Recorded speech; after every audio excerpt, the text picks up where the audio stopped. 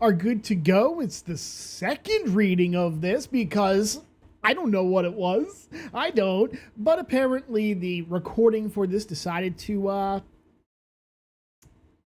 be fucked up, shall we say. We had a fucked up recording on playback. I was like, ooh, I wasn't being told anything during the stream that there was this issue. What's going on here? And hey, here we are. We're doing a second reading of the DA Talks motion to dismiss Preston Poulter's lawsuit.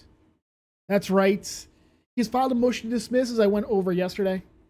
And it's doozy. I like it. I have to admit, now that I've had time to actually read it, digest it, kind of do some wargaming in my head, give myself the ability to play devil's advocate, guess what? I have a couple of reservations.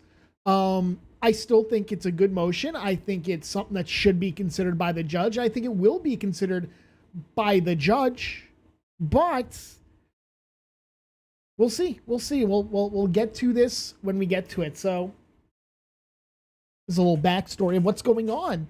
Preston Poulter has filed a lawsuit against Ethan Van Sciver, DA Talks, and Vikkiverse concerning comments they made about a comic creator named John Lamont, specifically his comic The Demonatrix, which seems to suggest some very risque things for girls that are underage. Quite frankly, I agree with it, but it's neither here nor there. Ethan ended up saying a couple of things, and Preston ended up filing a lawsuit because his feelings were hurt. He didn't like the fact that it was referred to as child porn and that he was allowing child porn to be presented. To put it very bluntly, it's obscenity. I firmly believe it's obscenity.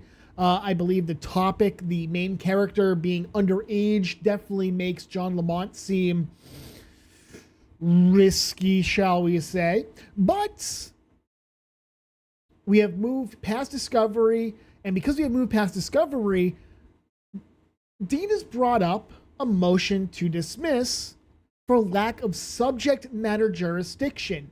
Now, this is in federal court. Federal court requires parties be from different states, and two, the amount in the claimed amount must be at least $75,000, irrespective of costs, interest, etc.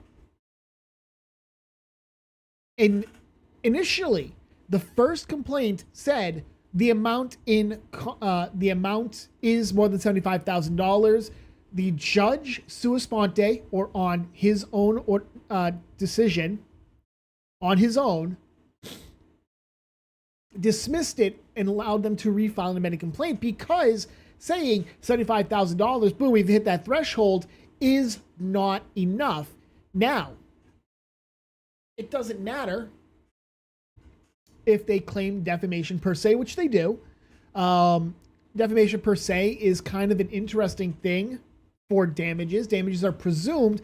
However, you can't just say it's $75,000, then defamation per se, so damages are assumed, and then not back it up. And that's what we get into with this. So let's head on over here. Let's look at this. So this is the motion to dismiss. It is a good motion. It is 68 pages. That includes the motion memorandum and exhibits that are included. So it's not 68 pages.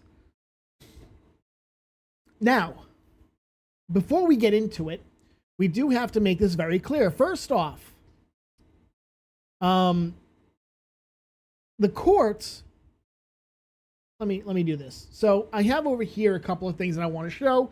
First off, discovery. Discovery, if you can see this, might be a little small. Initial scheduling order, discovery due by 4/7/2023.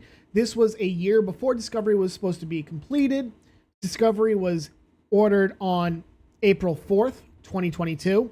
So over a year to finish discovery. Motions are due by May 8th, 2023. Keep that in mind, okay? Motions are due by May 8th. That's going to be something that we have to talk about. So let's go over to the motion to dismiss. Now, remember, I'm not a lawyer, not pretending to be one. You want a legal analysis. Nick Rekieta has said he's going to go over this this week. Obviously not tonight. He's not streaming tonight. I don't think he's going to do it tomorrow, but he has said he's going to go over this. So if you want a lawyer's take on it, tune in for that. I'm a layman. I am just some random schmuck on the internet giving his take on what this looks like. So we have a table of contents. Looks good. Pretty good, pretty good, pretty good. Oh, wow. I didn't know I could do that. Holy crap. I didn't know that I could do that. I can click on these and I can actually go to that? Hell yeah. I like that. Okay, so we have table of contents. We have table of authorities, which is good. There's quite a bit of table of authorities he cites to. Doesn't really bury the court under a bunch of shit. He's saying there's plenty of stuff for you to look at. It's a good call. Cites the rules that are going to be brought up in this. All right, so already we have a problem. This should be an S after defendant. It's possessive. Defendant's motion to dismiss complaint pursuant to Federal Rules of Civil Procedure 12B1 and Rule 16. 12B1 is a motion to dismiss for lack of subject matter jurisdiction. Defendant Ali Asif hereby moves this honorable court to enter the proposed order attached, dismissing plaintiff's First Amendment complaint, docket number 6, with prejudice for lack of subject matter jurisdiction and or because no triable issues remain following the pretrial conference, and in support thereof, avers the following. Introduction. Jurisdiction amount. Plaintiff's recent document disclosures utterly fail to support plaintiff's damages claims. Accordingly, defendant Ali Asif moves to dismiss the complaint of plaintiffs John Lamont and Preston Poulter pursuant to 12B1 for lack of adequate amount and controversy to invoke this court's diversity-based subject matter jurisdiction. The court had previously dismissed the original complaint on this ground, which led plaintiffs to amend the complaint. It appears to a legal certainty that plaintiff's subsequent damages claims were made in bad faith. It is now clear that actual damages have always amounted to far less than the jurisdictional threshold of $75,000. RP says, did EVS as part of this case get dismissed? Yes, it got dismissed in Texas. It was ruled that he was not, He was not under the court's jurisdiction. It was dismissed without prejudice, allowing Preston to file it in New Jersey. He apparently did, or at least bragged about doing it. Ethan showed that he had filed an answer, and he is now countersuing Preston for trademark infringement since EVS owns the trademark to Comicsgate. Preston, claiming that these are Comicsgate comics, violates the trademark, and each individual infringement it is a hefty fine. I'm talking 7-8 figures. So Preston stepped on a hornet's nest by doing this. Also, Vikkiverse, the third person involved in this, has been removed from Texas, and she cannot now be sued. Actually, I should really quickly check that.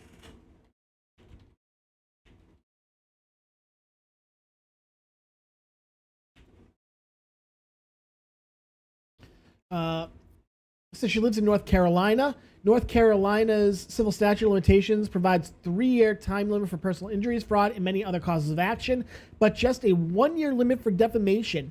So she's gone. It's gone. They cannot file in North Carolina. They can't refile in Texas now. Vicky's gone. Vicky's out of here.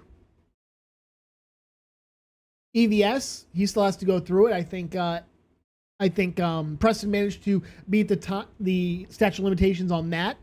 But they are now between a rock and a hard place with regards to Dean, because Texas, we can come over here. Texas has a 1-year statute of limitations for defamation. If this is dismissed for lack of subject matter jurisdiction, it's over. They can't refile in Texas at all. They can't. Really quick, let's check out, since California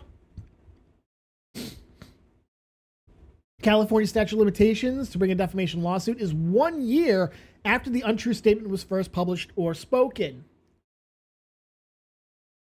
If Dean manages to get this out, the only avenue they have to possibly get anything is appeal. And appeal is going to be very difficult for John and Preston, and we'll get into that in a second. So,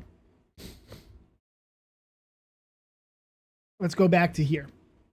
The court had previously dismissed the original complaint on this ground, which led plaintiffs to amend the complaint. I already read that. No triable issue remains. Defendant also moves to dismiss the complaint as part of the Federal Rules of Civil Procedure 16 pretrial conference. That's supposed to be coming up in mid-August, the pretrial conference, because no triable facts remain. Defendant has received from plaintiff insufficient evidence supporting plaintiff's causes of action. During the discovery period, defendant had received no documents, okay? He received no documents, no names of witnesses or expert witnesses, and no testimony. No testimony of the damages that were alleged for lost sales. No testimony about any security that Preston allegedly had to purchase. No testimony about having to see doctors. Nothing. Nothing was provided. Perhaps this is because plaintiffs never had any evidence of defendant's defamation to begin with. I would be very hesitant to put snark like this in a filing, only because you're pro se. You're already kind of being given a lot of leeway with a judge. You really don't want to push it. I understand the urge to be a snarky asshole. I get that all the time, but I would be hesitant to do it just because you're pro se. You don't know if the judge is going to look at that and go, oh, is he trying to be a smart ass? Okay, well, I can fuck around too. And my opinion matters. So you don't want to push the judge. Only now have plaintiffs begun disclosing their evidence to defendant, and it remains inadequate. Moreover, in view of the late disclosure, this meager evidence is inadmissible. Plaintiffs are attempting to sandbag defendant with these late discoveries, violating their duty under the Federal Rules of Civil Procedure 26A or E. The appropriate sanction is to exclude this evidence from use at trial. So, again, we go back to here. Discoveries due by the you don't have your discovery in there and you haven't filed a motion to extend discovery or to continue discovery by this point, anything you try to add after that, it can be sanctioned, and that sanction can include preventing you from being able to bring it up at trial. So if it's something you should have known, I should preface this and say, this is stuff that you should have known about at the time, right? You could have known about it. Now, if something comes out like, a month after discovery closes, you could file a motion and say, hey, judge, I just found out about this. We'd like to add this to our discovery. We'd like to bring this up as an issue. It gives the defendant a chance to say, hell no, or yeah, okay, whatever. But giving discovery after that cutoff date without letting the court know, hey, we'd like an extension, probably not going to fly, and an appropriate sanction is to exclude it. Procedural background. Briefly, this controversy arose out of a series of YouTube videos published from February to April of 2021. In a few instances within these videos, defendant Ali Asif criticized plaintiff Lamont's comic, The Demonatrix. Asif, while clearly basing his opinion on the comic book's illustrations of underage girls in pornographic situations, referred to the author of such as a pedophile. The original complaint is dismissed. Plaintiffs John T. Lamont and Preston Poulter filed their complaint on May 23, 2021. On May 25, 2021, this court ordered the complaint dismissed as lacking subject matter jurisdiction. The court held that the conclusory allegation that the amount in controversy exceeds $75,000 without more, meaning more information, was an insufficient jurisdictional allegation. The court granted plaintiffs leave to amend the complaint. And yes, I do have that pulled up. federal, an important thing to note is something that's actually said in this order. The court has an obligation to examine its subject matter jurisdiction at any time sua sponte, meaning on its own. You don't have to file a motion. The court has to go through it randomly, at certain times. Usually it's after discovery closes and stuff like that in order to establish that, yes, it still has subject matter jurisdiction. If at any point it decides it does not have it, it has to dismiss the case. It can't try it. It is very specific what a federal court has subject matter jurisdiction over. And one of those things is the amount in controversy has to meet or exceed, I should say, $75,000. If you don't have that, it has to be dismissed.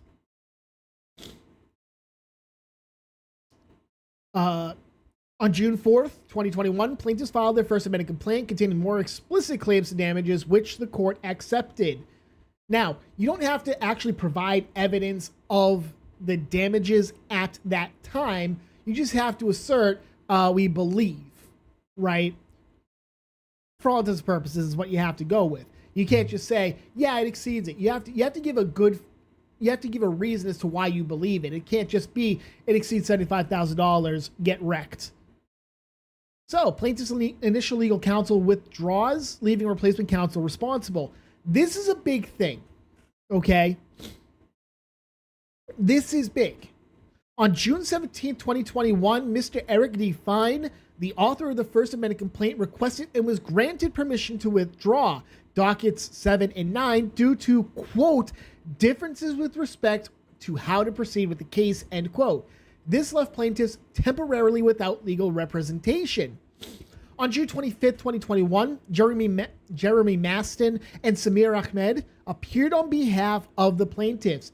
It is unclear whether either Mr. Maston or Mr. Ahmed reviewed the first amended complaint drafted by Mr. Fine, in particular the excessive damages allegations. They are nevertheless saddled with it under Federal Rules of Civil Procedure Rule 11 in view of their later advocating the complaint to ensure it is not being presented for any improper purpose. Basically, you have a duty to ensure that what you allege in any filing is factual, it's backed up by law, or maybe the law might be defective on this or something like that, but it cannot be frivolous or made in bad faith. And when counsel takes over later on, they have a chance to, kind of rectify things, right? They can be like, Your Honor, we have to do our own research, yada, yada. We'd like to dismiss this without prejudice to continue on. And they could have done that then and not faced any consequences. Gone through, made sure their ducks were in a row. They didn't do that. And so later on, when they were citing to it, they were essentially advocating it, saying everything in this is true.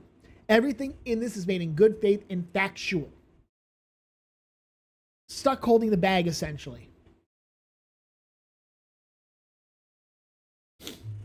Let's see.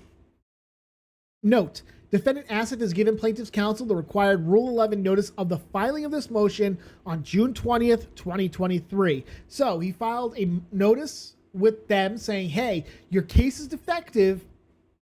You have 21 days to withdraw your complaint, or I will be filing to have the court dismiss it and sanctions, right? And it's specifically because discovery issues could be abusive discovery. You could make that argument. And we'll get into that when we actually get to his notice to Preston's attorneys. The first amended complaint added specific damage allegations in 3 general categories: economic losses, collateral economic losses, and mental health costs. Economic losses are things like sales and, sales pretty much. Collateral economic losses are having to go, as Preston alleges, he has to get security. And then mental health costs, obviously, is going to the shrink to tell them, to sit down and have them tell you suck. So, Alleged economic damages. The loss of sales alleged for plaintiff Poulter's most recent campaign on Kickstarter was a 20% drop in average funding. No specific amount was claimed. $25,000 in lost revenue this year, meaning 2021, and at least $75,000 over the next 3 years. The loss of sales for plaintiff Lamont are $25,000 in annual sales and at least $75,000 for the next 3 years. So what they were saying in that, and actually I can bring it up. Give me 1 second.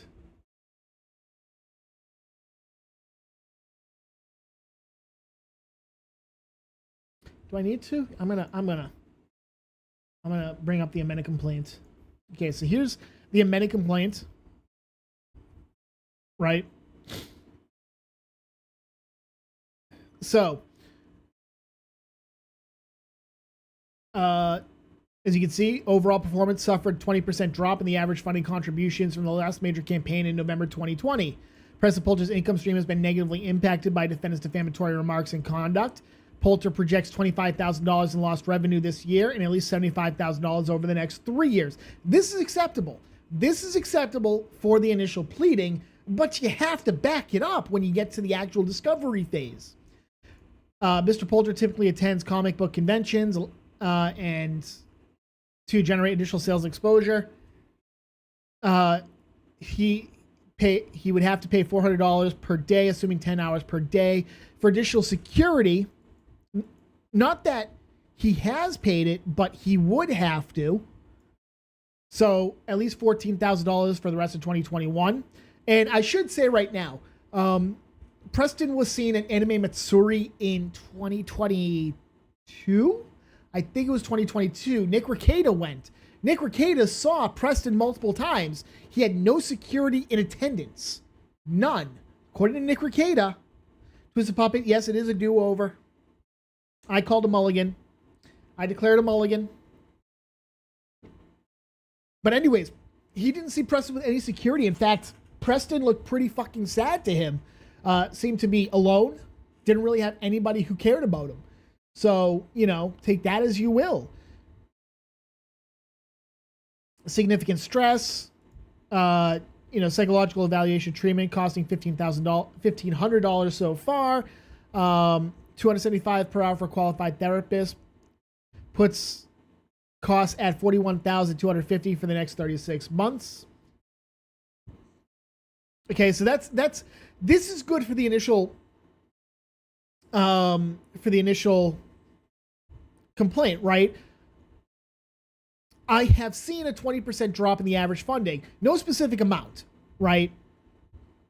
And he bases that off of what he's gotten right now versus his last major campaign, which was in November 2020. And then he says he's projecting this amount lost over the next 3 years.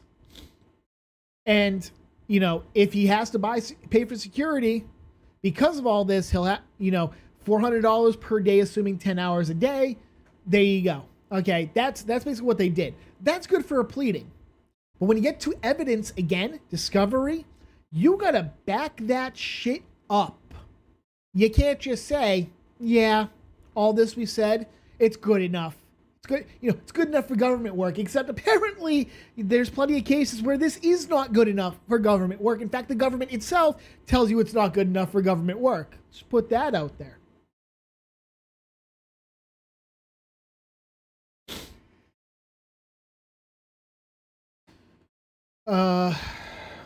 The loss of sales for plaintiff Lamont for not attending conventions and meetings due to fears that he will be harmed and fears for the safety of his family members are approximately 5 to 10 per year, 5,000 to 10,000 per year.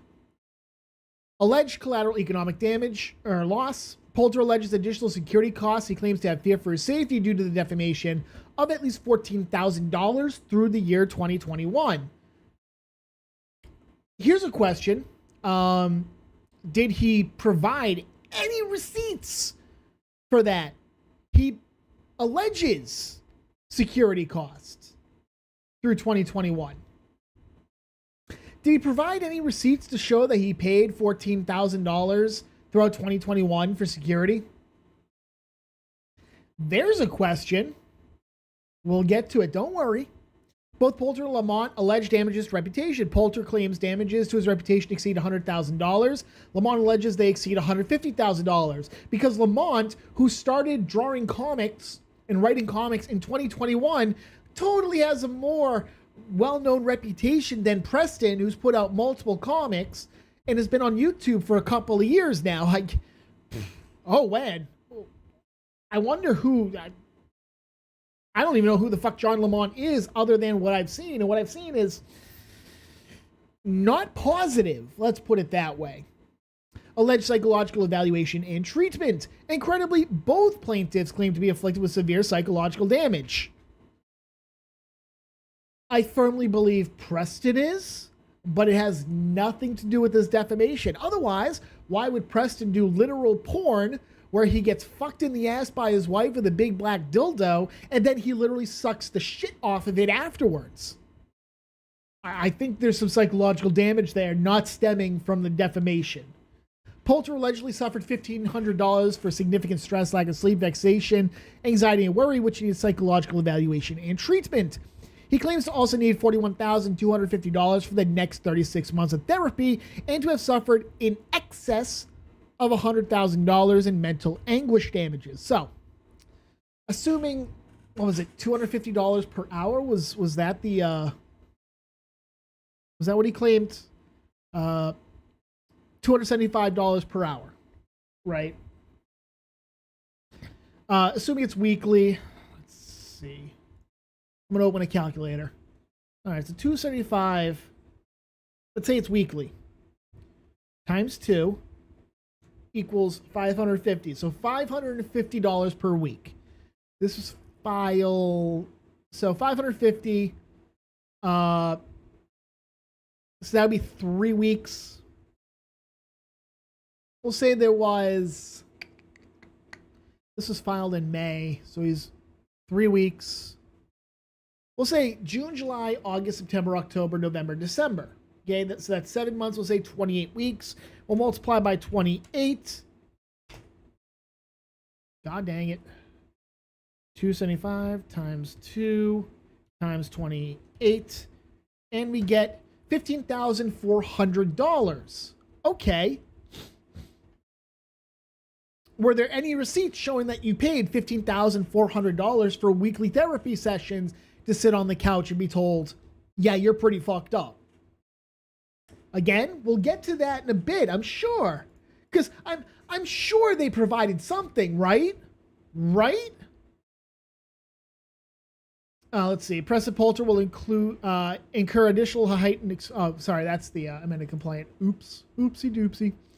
Mr. Lamont allegedly suffering significant stress, anxiety, sleeplessness, headaches, stomach pains, and a racing heart. Sounds like anxiety attacks. And many sleepless nights, has resorted to involuntary stress eating.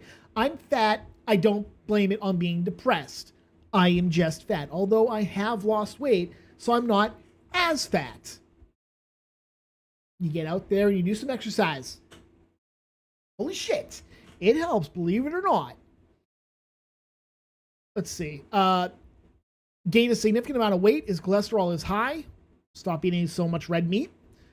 And his medical doctors expressed concern for his overall health and needs $24,960 for 3 years of therapy and in excess of $150,000 for mental anguish. Lamont also claims that he's been forced to keep to himself for fear that others not in the comic community will learn of the defamatory comments. And then again, he gets a little snarky and says he does not explain how keeping to himself accomplishes this. I got caught up on this yesterday too, so, you know. Is he fond of wearing an I've been called a pedophile t-shirt to social events? Is he an incurable gossip? Again, I can appreciate snark. I just wouldn't go there because, again, you don't want the judge to think you might be you might be a wise ass to him. Don't want to be there. Plaintiff's Rule 26 disclosures. Now, this is the discovery disclosures. On April 4th, 2022, the court issued its scheduling order directing the parties to exchange initial disclosures in compliance with the Federal Rules of Civil Procedure 26A1 by April 18th, 2022. Okay. On April 18, 2022, plaintiffs jointly submitted their Rule 26A1 disclosure to defendants. Was it that? I honestly thought it was something else. Let me go check.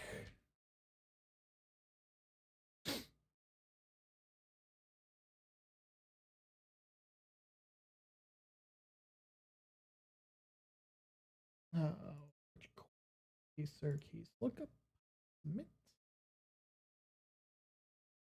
Because I thought it was something else.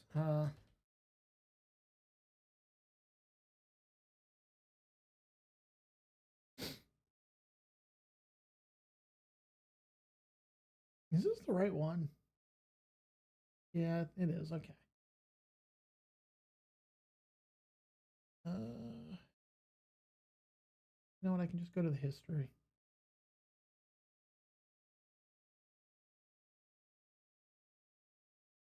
Just go to the history and look it up. There we go. Boom. Got it.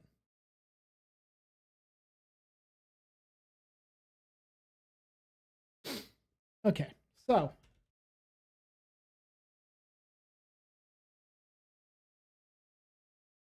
Run query. Logger report. Run report. Jesus Christ. There we go. Okay. So 4/4/2022. Discovery due by 4/7/2023. Motions due by 5/8.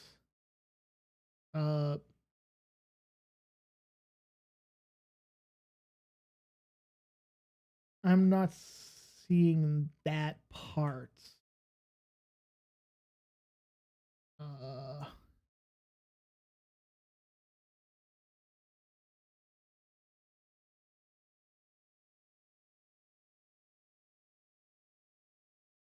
Yeah, I'm not seeing that part. I don't know.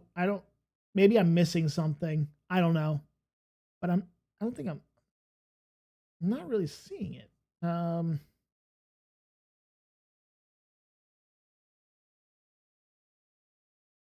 Let me open the document itself.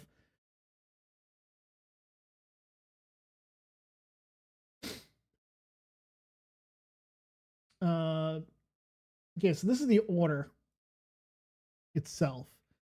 We're gonna go down.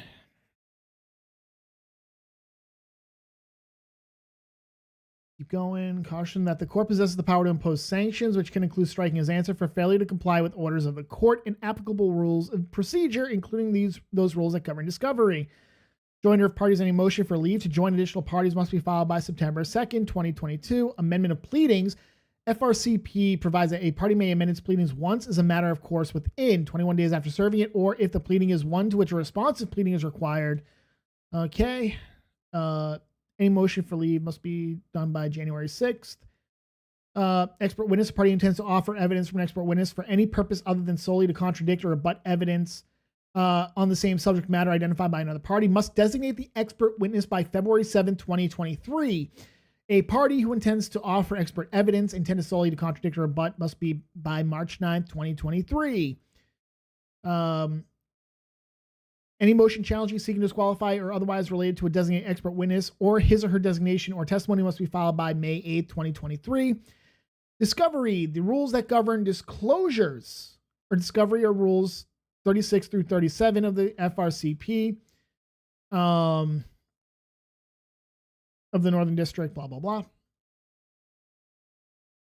If the parties have not already done so, they must exchange initial disclosures in compliance with Federal Rule of Civil Procedure 26A1 by April 18, 2022. Okay, so the initial disclosures had to be provided by April 18th. All discovery must be initiated in time to be completed by April 7th, 2023. So basically an entire year. This includes the use of subpoenas to obtain documents from third parties under FRCP 45 and the supplementation of discovery responses as required by Federal Rule of Civil Procedure 26E. But this order does not relieve any party of the 26E1 obligation to supplement or correct a disclosure or response if the party learns after April 7th, 2023 that in some material respect, a prior disclosure or response is incomplete or incorrect and the additional or corrective information has not otherwise been made known to the other parties during the discovery process or in writing. So You have to correct a disclosure if the party learns about it after this time. So corrective information has not otherwise been made known to the other party. So if he doesn't know about it, right? He doesn't know about it. They have a duty to correct it. If they don't, then there's a problem. The presumptive limit of 10 depositions per side, blah, blah, blah. Any motion to compel discovery or for a protective order must be filed by the later of March 24, 2023, or 10 days after the discovery response at issue was served or due to be served. So either March 24th or 10 days after the responses, the discovery response at issue was served, whichever is later. Generally speaking, that's going to be like March 24th. Unless the discovery answer happens after March 24th. Let's see. Any other motions that are related to discovery but do not seek to compel or avoid as yet uncompleted depositions, service of discovery responses, or production of documents or electronically stored information must be filed by April 12, 2023. So the question is, would he have been required to file a motion to compel production of these documents? That's a question that they might bring up, is he never compelled us to provide this evidence to him, right? That might be something that Dean did not do. And if he didn't file a motion to compel it, that could be something that they raise. The parties, and they go, oh, we can cure that right now, Your Honor. If you would like to compel it, we can cure it right now. However, 3 months after the date that discovery was supposed to close. Okay. The parties are further advised that under FRCP 30, 33, 34, and 36, responses and objections to discovery requests, such as request for reduction or request for admission, must be served on the party that served the discovery request or took a deposition. But responses to discovery requests or requests for admission, or for that matter, the discovery requests or requests for admission themselves, are not to be filed with the court unless these materials are filed as an exhibit to a motion to which a particular request, blah, blah, blah, is relevant, and even then, blah, blah, blah. Any motion to quash for protective order relating to a deposition that is filed in less than 5 business days before the scheduled or notice date of the deposition will be summarily denied, further in accordance, blah, blah, blah. And then this is just about if there's a claim of privilege on anything, you need to make the claim and notify the other party and provide them the basis. The party must promptly return, sequester, or destroy the specified information in any copies it has. Cannot use or disclose the information until the claim is resolved. Must take reasonable steps to retrieve the information if the party disclosed it before being notified, and may promptly present the information to the court under seal for a determination of the claim.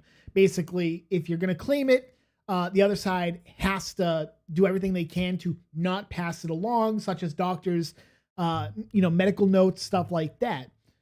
And then, the other side can say, I don't think it's something that has privilege. Settlement. If appropriate, the court may, at a later date, refer the parties to mediation, a settlement conference with the magistrate judge, or another form of alternative dispute resolution. From what I understand, this already happened. Both sides put forth their settlement offers, and the other side in both situations said, no, fuck you. So, I think they have another pretrial conference coming up in August. So there we go. Now, here's a problem. Dispositive motions. Motions for a summary judgment or other dispositive motions must be filed by May 8th, 2023. Any dispositive motion must be accompanied by or incorporate a brief, and the motion and the brief may not together exceed 30 pages in length, excluding any table of contents and table of authorities. The party filing a dispositive motion must, in a separate section at the beginning of the brief, identify the live pleadings for each party who has appeared in the action and specify the name of each pleading, the date it was filed, and the pleadings document number on the court's docket. Additionally, except to the extent that any requirement is modified herein, any motion for summary judgment must comply with the requirements of local civil rules Any affidavits, depositions, written discovery materials, or other summary judgment evidence must be included in a separate appendix. The appendix must be numbered sequentially from the first page through the last and include an index of all documents contained therein. An envelope that contains a non-documentary or oversized exhibit must be numbered as if it were a single page. The moving party must bracket in the margin of each document in the appendix the portions of the document on which the movement relies, and when citing record materials in its brief, the moving party must support each assertion by citing each relevant page of its appendix. No party may file more than one motion for summary judgment without leave of the court. If a motion for summary judgment is timely filed, the court will establish a summary judgment briefing schedule by separate order. Ordinarily, the court will grant the non-movement 30 days to file a response, and the movement will then be granted 15 days to file a reply. Except as provided in the court's briefing order, no supplemental pleadings, briefs, or summary judgment evidence or other documents will be allowed in connection with the motion for summary judgment or response thereto without leave of court. Neither a dispositive motion nor the brief in support may be combined in one document with a party's answer. And if a motion to dismiss becomes moot due to a filing of an amended complaint, the moving party must notify the court immediately. So, what this means is that this motion for dismiss may not be timely. He may be late in this. He may be 2 months late, right, in filing this. Okay? He may be. That being said, the court has put it on the docket and expedited things. Now, remember what I said. Remember what the judge said. Ordinarily, the court will grant the non-movement 30 days to file a response, and the movement will be given 15 days to file a reply. In this case, plaintiffs were given 9 days to respond. Dean is getting 6 or 7. All right? That needs to be said. It's on the docket. Judge seems to be interested. This is one of the first things I would hit him on, though, is the timeliness factor. Is it barred for time? By the order that we just read, it would seem it is.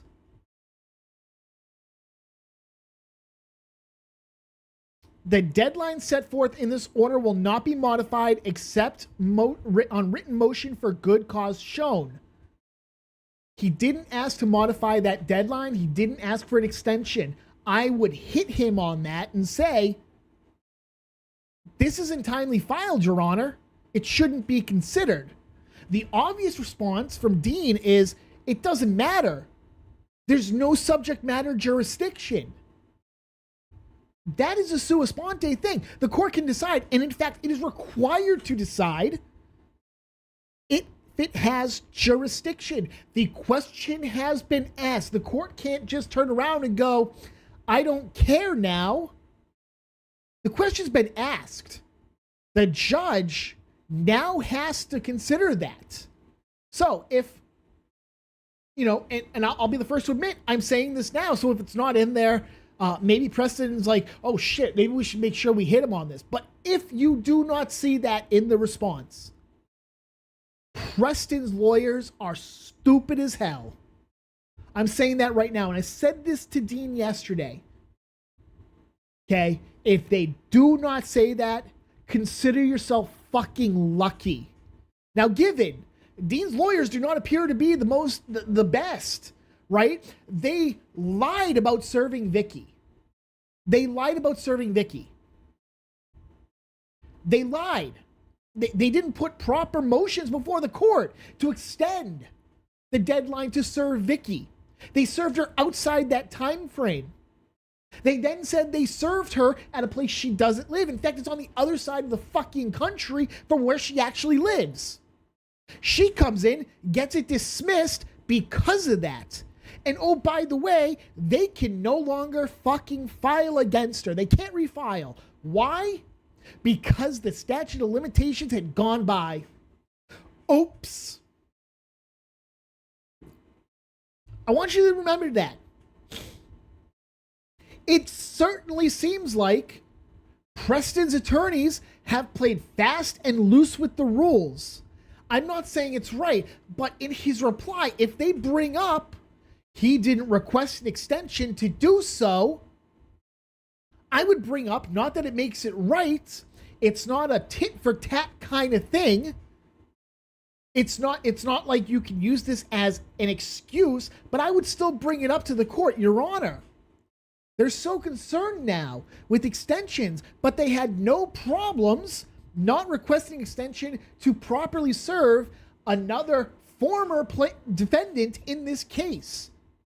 And then requested a default judgment that you granted until that defendant came in through a special appearance and said, hey, you didn't serve me. And oh, by the way, even if you did, it would be outside the time frame for you to do it under the federal rules of civil procedure.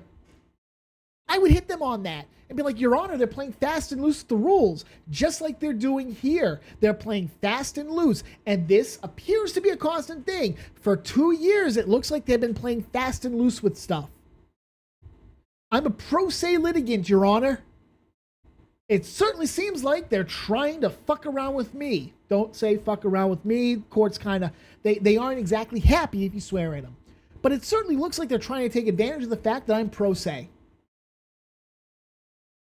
That's sanctionable, by the way. That's sanctionable. Okay? So, again, I think Dean might be late on this. That is something to consider. But again, subject matter jurisdiction is something that has to be considered at all times. And if Preston and John's attorneys fucked up, and it certainly seems like they have, if they fucked up and the court no longer has jurisdiction, timely filed or not, the court still has to dismiss it. That is the saving grace for Dean. The saving grace for Dean. All right? That needs to be said. That is the saving grace. And again, just coming over here, I just wanted to make sure on something. Right? Never mind. Okay, so keep all of that in mind. Because that is, I think, something they will hit him on. Because they've had no problem saying, he's not following the rules. Remember, they hit him on that with his personal jurisdiction argument because he didn't make the personal jurisdiction allegation or defense in his response. He couldn't then turn around and say in his motion to dismiss, he's asserting that. They hit him on that. He didn't bring it up in the answer. This is scummy shit. We're not going to follow the rules, and we're going to game the system because we're lawyers. We can do it. The court has it has a natural willingness to believe lawyers, right? Until a lawyer gives them a reason not to trust what they're saying, the lawyer is given a presumption of their being truthful to the court, right? Lawyers, I've said this before, but lawyers have a duty of candor to the court, which means they have to be honest. And if they aren't, there are sanctions that can happen, up to and including losing your law license. So this is not something to, ignore. They have a duty to follow the rules. They have a duty to follow the court's orders. And they have a duty to be honest at all times. Dean, as a pro se litigant, he's not relieved from that. Don't lie to the court. Follow the court's orders. Hey, you know who didn't do that? Now she's out $500,000 fucking dollars. Critical K decided to not do what the court told her to do, and now she's out $500,000 fucking bucks. Oops. So that's a great indication. That's a great way to point to and say, you know what? Maybe you should do what the court tells you to. And everybody knows, be honest with the court. All right, plaintiff's Rule 26 disclosures. Let's see. On April 18, 2022, plaintiffs jointly submitted their Rule 26A1 disclosure to the defendant Exhibit 22. Plaintiff's copy or description of documents disclosure, 26A12, was generic and cursory. 8 YouTube videos by date and channel. These videos are located on 5 different channels with 5 different owners. Defendant's Twitter and other social media feeds, and plaintiff's various comic books and campaigns. For the Rule 26A13 computation of each category of damages, plaintiffs listed, for Preston Poulter, $100,000 in lost sales through Kickstarter, $14,000 in increased security costs in 2021, $1,500 in past therapy costs, $41,250 in future therapy costs, $100,000 mental anguish, and $100,000 in general damage for harm to his reputation. For John Lamont, $30,000 in lost sales due to not attending conventions and meetings. Interesting that they're not alleging that he lost sales through Kickstarter. Just pointing that out. They didn't make that. They said that in the in the complaint, but they don't put it on their initial disclosure. That's a problem. $24,960 in therapy costs, $150,000 mental anguish, $150,000 in general damages. No damages evidence. Now this is where he hits them. To this date, plaintiffs have not disclosed to defendant a single document on which these computations of damages were based as required by the Federal Rules of Civil Procedure 26A1A3. If you look at the top, you'll notice filed July 17, 2023, right? This motion was filed on July 17, 2023.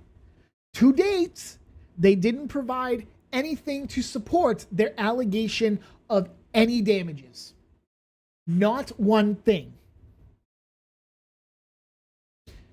You have to be able to defend your claim of damages. You have to be able to show it. Show receipts. You have to do that no matter what. You have to. You can't just wait until possibly the damages phase and go, okay, now that we're here, we're going to provide you all the evidence. You have to show your work, right? You have to show your work.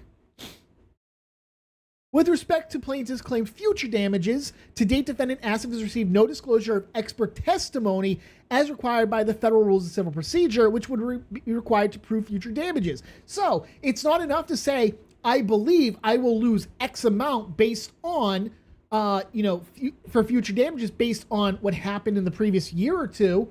You actually have to have somebody come in and go, yes, based on this and based on how the trend has been, et cetera, he's been trending up and he was looking at possibly doing X, Y, and Z. You basically have to have an economist or forensic accountant come in and offer expert testimony to say, yes, this, based on these facts, because the plaintiff can't come in and say this. Well, what do you base that on? Well, I'm not an expert on it, but I was making, okay, cool. What do you base it off of? Doesn't work. No expert testimony. Oops.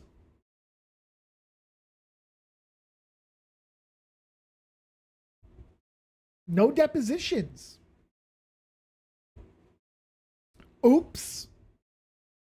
Time has run out. The court scheduling order, that also got me yesterday.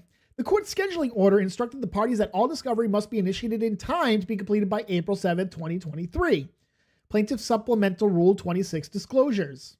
On June 20th, 2023, defendant ASIF served plaintiff's counsel, Mr. Maston, a Rule 11 warning letter detailing the fatal flaws in this case and warning him of the filing of this motion if he did not withdraw the first amended complaint in 21 days. On July 10th, the Rule 11 deadline, Mr. Maston served defendant ASIF plaintiff's Rule 26 supplemental initial disclosures. Exhibit 3. The supplemental disclosure was not only late, but remarkably is still grossly deficient. It contained 14 documents. 2 cease and desist letters dated April 27th and May 10th. That means the cease and desist letters are very important because that would mean that is the start of the time. Texas is not when the if I remember correctly, Texas is not a state where defamation starts, the clock starts upon the claim being uttered. I believe it's when you find out about it. I believe that was the case. I think it was something similar in the Vic Mignogna situation. I could be wrong on that.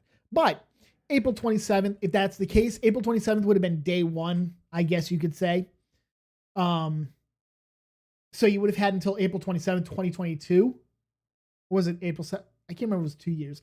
I remember it's something 2020X, right? 2 CVs, which are curiam vitae or resumes, a forensic and clinical psychologist, and a security expert.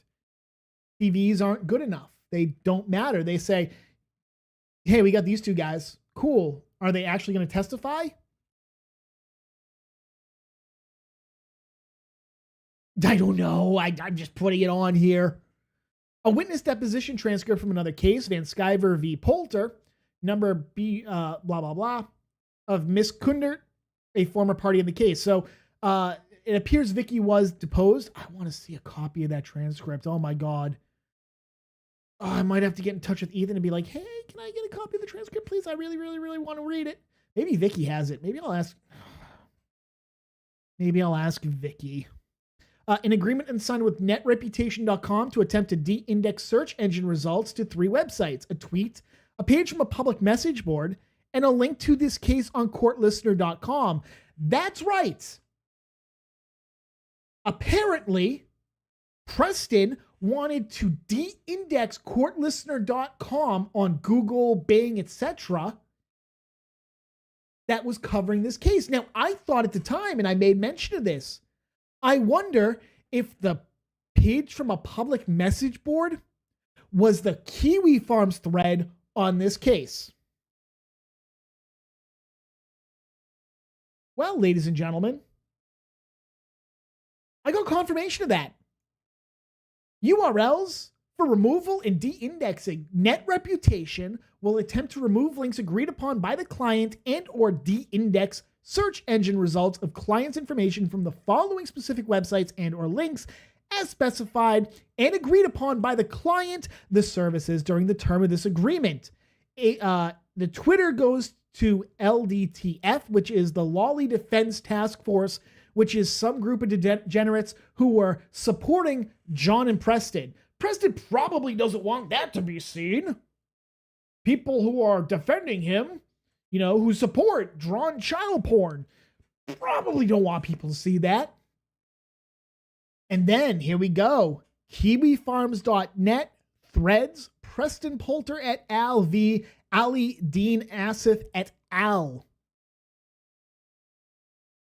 I had a feeling. I said this. I had a feeling that was the case. And then I got confirmation, ladies and gentlemen, that in fact, they did try to de-index the Kiwi Farms thread. The same Kiwi Farms thread that Preston has been laughing his ass off for shitting on Dean and Vicky. EVS kind of, but mainly Dean and Vicky. He thought it was really good. Now he wants it missing. I wonder why. And then courtlistener.com, Poulter v. Asif. So those are the 3 things he wanted removed. Oh, but it gets better, ladies and gentlemen. It gets better. Remember what I said. Remember what Dean says. They sent this to him on July 10th. Right? He sent his letter June 20th. And all of this was supposed to be done by... what was it? Excuse me, I'm sorry. It was supposed to be done by April 7th of this year. Okay? Okay. Well, what do you think the date on that unsigned agreement is?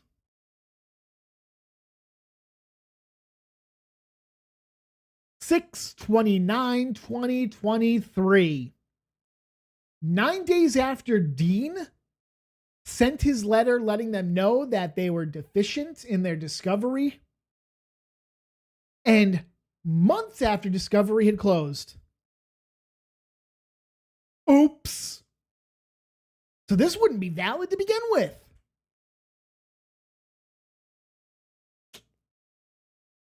Again, certainly seems like sandbagging. Judge ain't going to be happy about that shit. 8 clips from YouTube videos. The supplement contained no damages evidence. Again, no receipts or anything. On July 13th, defendant Asif contacted plaintiff's counsel, pointing out these deficiencies and giving counsel a final deadline to withdraw the First Amendment complaint. This communication was ignored. Exhibit 4. Standards of review, FRCP 12H3. If the court determines at any time that it lacks subject matter jurisdiction, the court must dismiss the action. Again, I don't think the court's going to be very happy that he's filing this outside the deadline, but bringing it to the court's attention is still a good play in my opinion. Because now you're telling the court, Your Honor, based on what they have brought, you no longer have subject matter jurisdiction. And if the court looks at it and goes, you are correct, Mr. Asif, as much as I may be annoyed that you filed this 2 months after I said discovery motions had to be filed, you are correct, sir. You are technically correct. The best kind of correct. And dismisses it. And if that happens, boom, the only remedy they have now is to appeal that decision. What will they appeal? What would they appeal? And remember, Preston already didn't pay his first attorneys. Because, and I quote, and I'm reminding you, the reason he didn't pay them was because EVS got out of the lawsuit. EVS managed to get dismissed from the lawsuit in Texas. He felt he didn't have to pay them the full amount that was agreed upon because of it. Dead serious. Do you think he's going to pay Maston and whatnot if Dean gets out of here? Whatever they're owed? Do you think he's going to? He's getting nothing from anybody at that point. He will have wasted money. Remember, he filed this. He was bragging about filing this because Vicky and Dean, he didn't think could afford it. Vicky got the fuck out on literally not paying a single fucking cent. She couldn't afford it, ladies and gentlemen. She's admitted as much. And I'm not going to, nobody could really afford these. Let's make that very clear. Nobody can really afford a lawsuit. That's why so many people file them and then put up Give, Send, Goes and GoFundMes for their lawsuit. That's why people crowdfund their defenses in lawsuits. Both sides will do it. Nobody can really afford a lawsuit. Nick Rekieta has money, but he's already admitted the lawsuit with Monty hasn't even hit discovery, and he's already in mid-5 figures. Not good. Unless you find an attorney that takes it on contingency or takes you pro bono, nobody can really afford these. The average person cannot. So, if the court decides to dismiss this for lack of jurisdiction, subject matter jurisdiction, that's it. It's over. They have a limited time frame to appeal. Will they? I don't know. Will Preston want to do so? Maybe. Will he have the money to do so? Appeals are expensive. Very expensive. And, you know, as Nick Rekieta and others have said, if you're appealing, it's because you already lost. You're already at a disadvantage. But if Preston wants to, I don't even know what he'd appeal, the decision to dismiss it. It's because of his own attorneys that it was dismissed. His own attorneys' lack of action that it was dismissed. The court has a unique power to make factual findings which are decisive of subject matter jurisdiction. To defeat diversity jurisdiction, it must appear to a legal certainty that the claim is really for less than the jurisdictional amount. The sum claimed by the plaintiff controls if the claim is apparently made in good faith. The good faith inquiry focuses on whether the claim is really for less than the jurisdictional amount. Plaintiff's supplemental materials indicate an amount in controversy in excess of the jurisdictional amount. However, plaintiff's failure to present remotely plausible factual claims nullifies a factual basis for this court to find that the amount in controversy for any injury would actually exceed $75,000. I think he's citing from a case. Because he puts a citation here. Courts distinguish between subsequent events that cannot destroy subject matter jurisdiction and later revelations that, in fact, the required amount was or was not in controversy at the commencement of the action. So, if again, you can allege, I have these damages because of X, Y, and Z in your pleading, but if you don't back it up during discovery, then the court is probably going to come down and go, where's the subject matter jurisdiction? Rule 16. The use of Rule 16 to determine whether there are any issues remaining in the case that justifies proceeding to a full trial on the merits is not inconsistent with the general purpose of Rule 16. Since the parties at pretrial conference agreed upon all necessary and relevant facts and exhibits, a decision on the merits may be entered without formal trial. Right now, they're not agreeing on all the necessary and relevant facts and exhibits. Those are still in contention. Judgment may be ordered if there is no triable issue left at the end of pretrial discussion. Rule 26A, a party is subject to sanction under Rule 37C1 if the party fails to provide information or identify a witness as required by Rule 26A or E, unless the failure was substantially justified or is harmless. Basically, you have to identify any witnesses you are going to be, calling in, because the defense has the right to depose those witnesses. The other party, I should say, has a right to depose those witnesses before trial, right? They have that right. And if you don't do it, and you don't have a very good reason, for example, maybe they're a CI, or maybe, I can't think of what might be an actual good reason, but, if you don't have a good reason, stand the fuck by, pretty much. The court is unlikely to allow that witness to come in. Plaintiffs have not provided a single piece of evidence to substantiate their damages claims. Many of plaintiffs' damages claims are for future damages. As an example, future lost sales, future therapy costs. These damages require expert testimony. Plaintiffs have failed to provide any of the essentials for expert testimony, e.g., expert reports, names of experts during the discovery period. The CVs of two purported experts recently provided are inadequate. Plaintiff needed to provide expert reports during discovery and allow its proposed experts to be deposed. Plaintiff's meager disclosures have fatally damaged their case. Defendant does not know how much more evidence plaintiffs plan to disclose at this late date. If they provide nothing more, then their case has significant and fatal flaws as outlined in Exhibit 5, with a copy of plaintiff's first amended complaint annotated with the numerous gaps in the evidentiary record.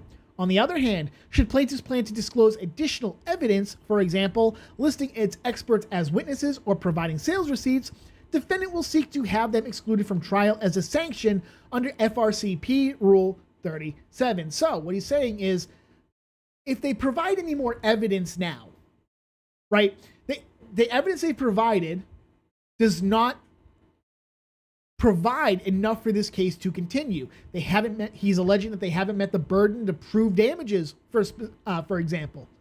And that alone is fatally flawed. It'll fatally damage the case. Now, if they provide more evidence, it's past the discovery period. He's going to move to have it struck. It can't come in. And if they try to add expert witnesses for future damages, where a lot of it is, again, he's going to move to have those witnesses struck. I'll be right back. I can hear cats fighting, so I will be right back. Don't go anywhere.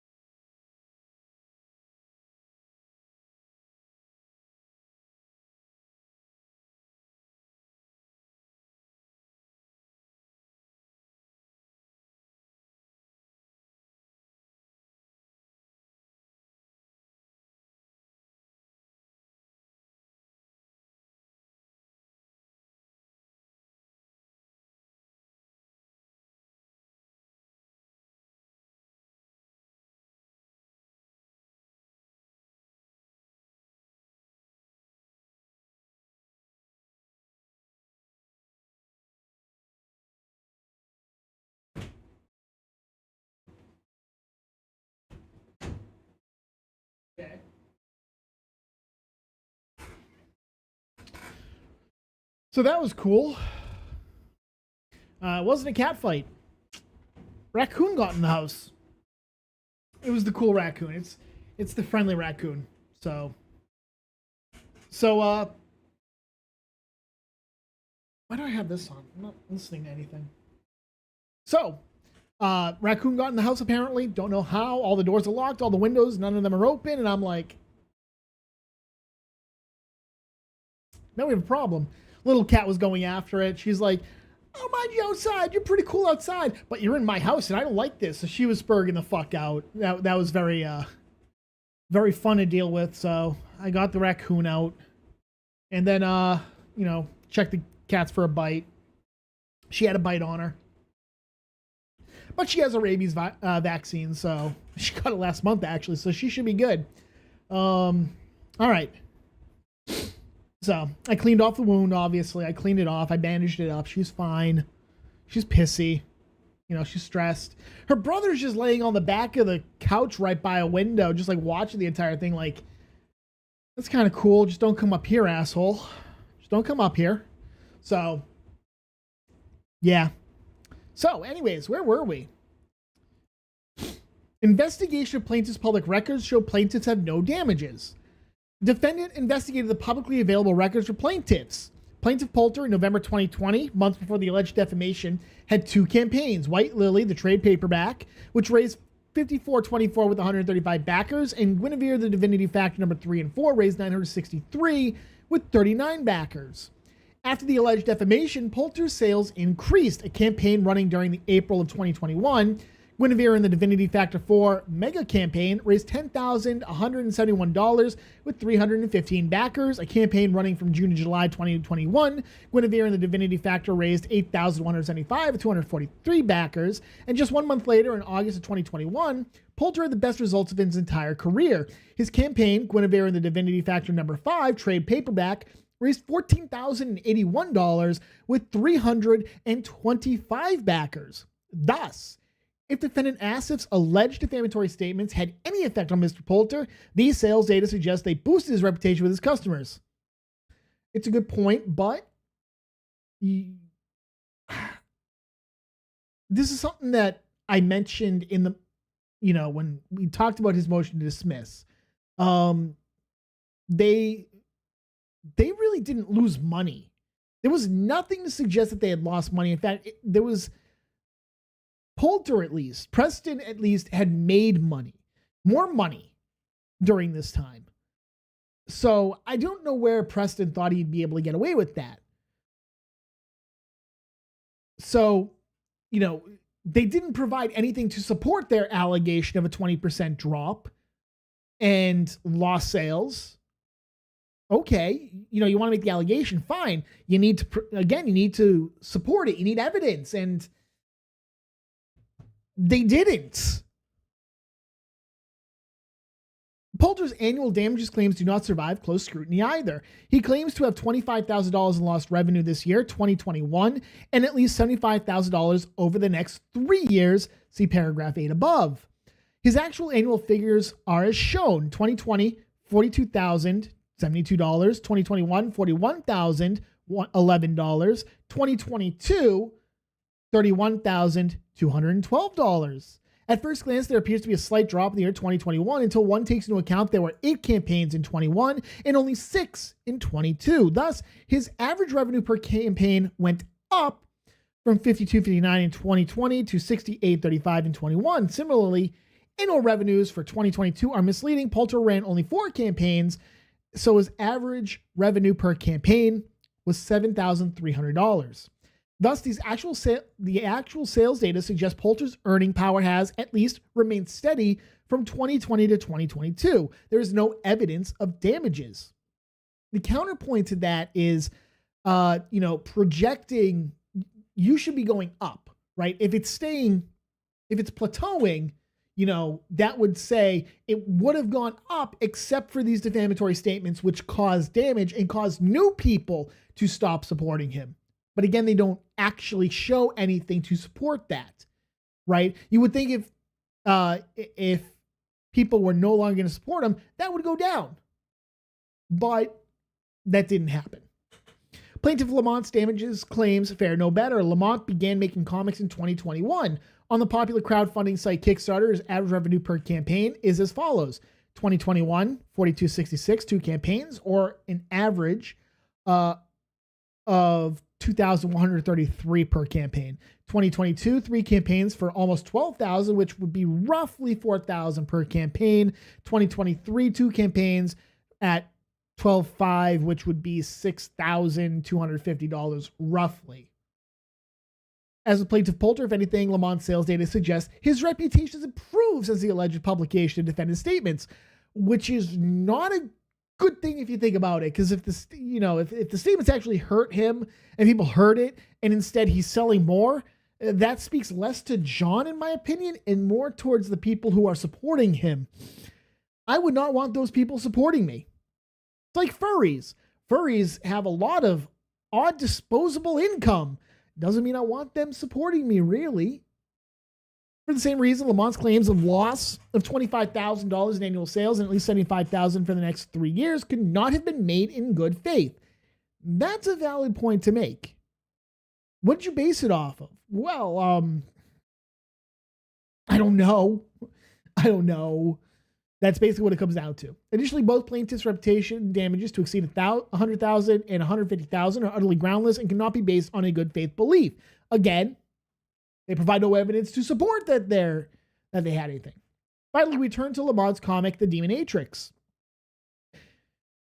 It was defendant Asif's criticism of this comment with its illustrations of underage girls having sex that led to this lawsuit. In the first amended complaint, plaintiffs cite The Demonatrix 7 times. Lamont alleges Kickstarter rejected it. Upon resubmission by Mr. Lamont, Kickstarter declined to approve his next book, Angel of Darkness. Notwithstanding Lamont's allegations, Kickstarter approved Angel of Darkness in a campaign that ran from October 1st, 2021 to November 1st, 2021. The campaign raised $4,266 from 141 backers. So, certainly looks like that was improper at the very least. Maybe at the time Kickstarter rejected it, but later on they approved it, so that kind of goes out the window. Plaintiff Lamont's damage. By the way, these are relatively speaking family friendly. From what I understand, the main character was 16 and was basically a sex slave to a demon that she had summoned. 16.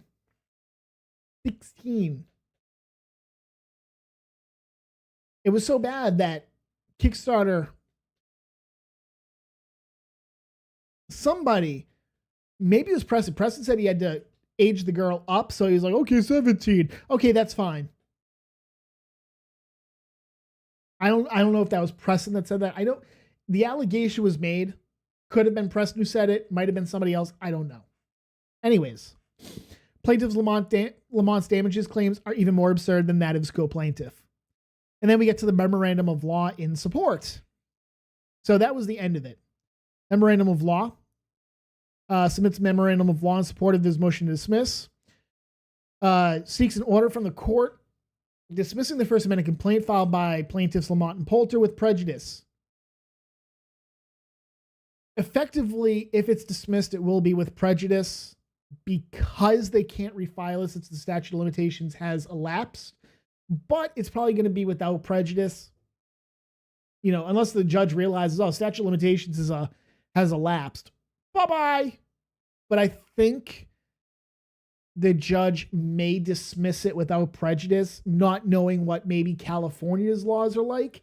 And you don't want to bar the plaintiff from being able to file in a different jurisdiction if, you know, where the rules may be different. So I think if he gets a dismissal here, it's going to be without prejudice. It's effectively with prejudice because of statute of limitations.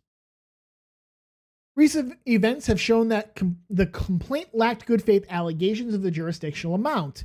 Now, alleging a lack of good faith is actually kind of a subtle way of saying they lied.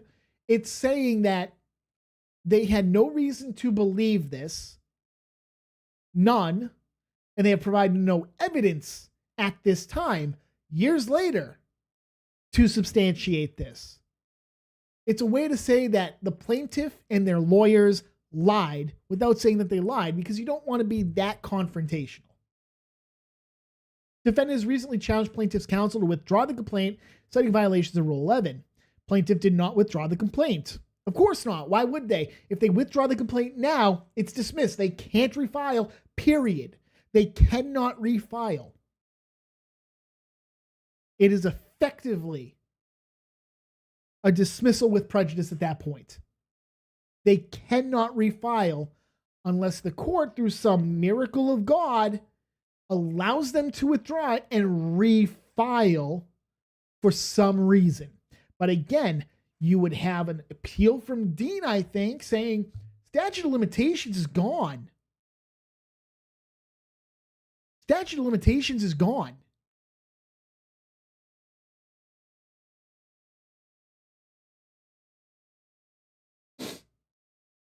Could be, I think it's going to be, I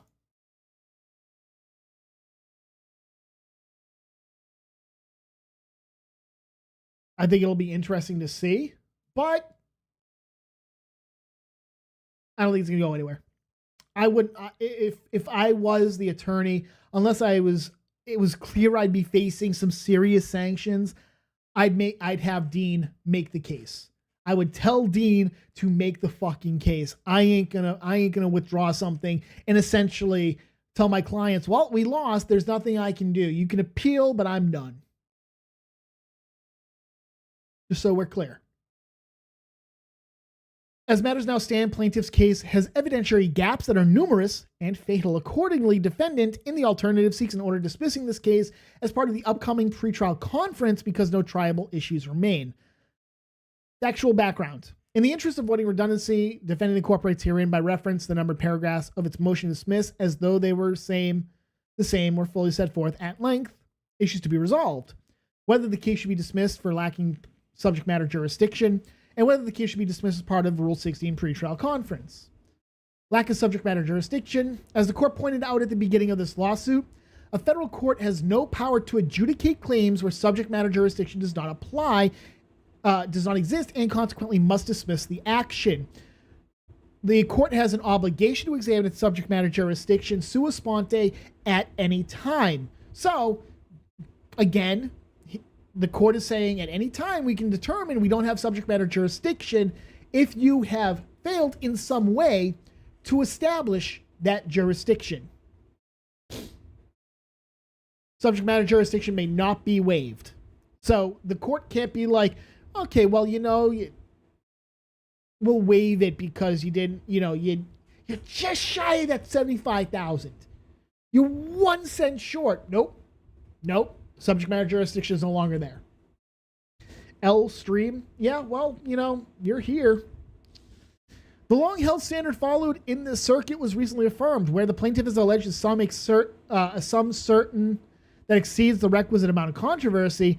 That amount controls if made in good faith. When a specific sum is alleged, a court may only dismiss for jurisdiction if it appears to a legal certainty that the claim is really for less than the jurisdictional amount. And they didn't allege a specific sum. Let's make that very clear. There is no specific sum that was alleged. The current dispute is remarkably similar to Dowling v. G.C. Penney. This was an oral defamation case in which the plaintiff was suing because she had been wrongly accused of stealing a purse by a store clerk. After discovery, and as part of the pretrial conference, the court reviewed plaintiff's pretrial narrative. The court informed plaintiff's counsel that it was convinced to a legal certainty that the claim could not possibly reach the jurisdictional minimum. The court granted leave for plaintiff to file supplemental pretrial reports, but found the supplemental pretrial material entirely insufficient. The court ordered the case dismissed. So, this was in Pennsylvania, by the way. I think that's the Fourth Circuit. I think Pennsylvania is the Fourth Circuit. Maybe second. Somewhere around there. But the court did grant leave for the plaintiff to file supplemental pretrial reports. That is a remedy the court could give in this situation. The question is, will it? Will it? I don't know. I don't think we can actually get to that point. I don't know that we will be able to establish that. That case is closely analogous to ours. Both are on or about the pretrial conference stage. In that case, the only damage evidence was a $50 bill from a doctor. In this case, we have no evidence of damages. In that case, the plaintiff admitted that no one heard the alleged defamation. In this case, there was no evidence that anyone heard the alleged defamation. That's a fair point. That is a fair point to make. My counter to that would be, assuming that they actually entered into evidence through discovery, the actual videos themselves, links to the videos themselves, archives showing the amount of views on each of the alleged defamatory videos, I would argue that each view is one person who heard the alleged defamation. Now, of course, then Dean's response is, prove that they were there for that entire thing.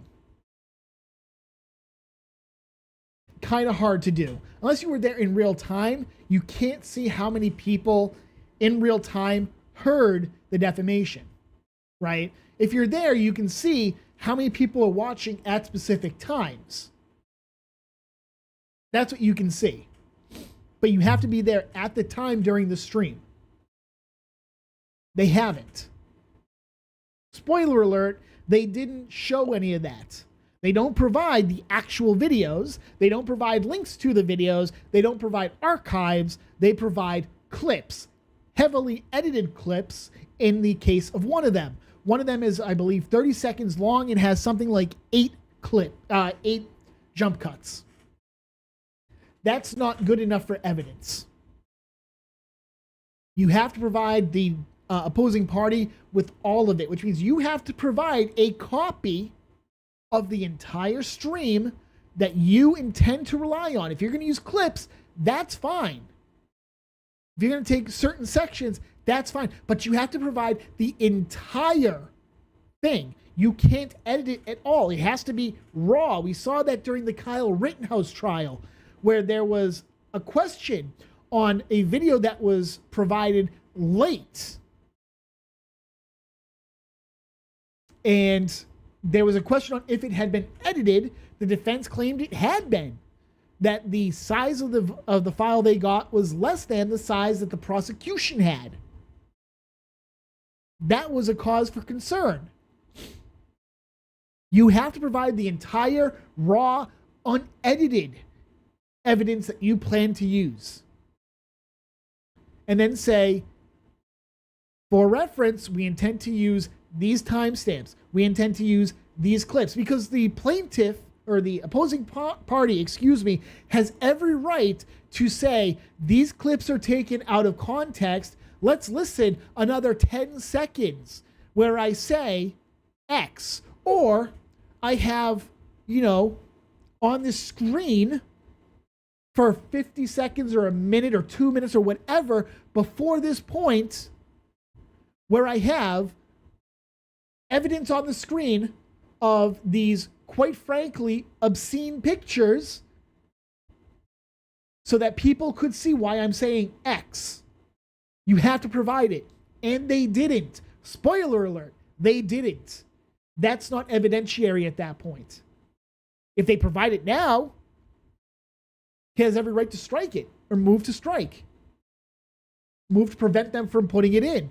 And since they don't have the original footage, those clips, therefore, are gone. Period. End of fucking discussion. Gone.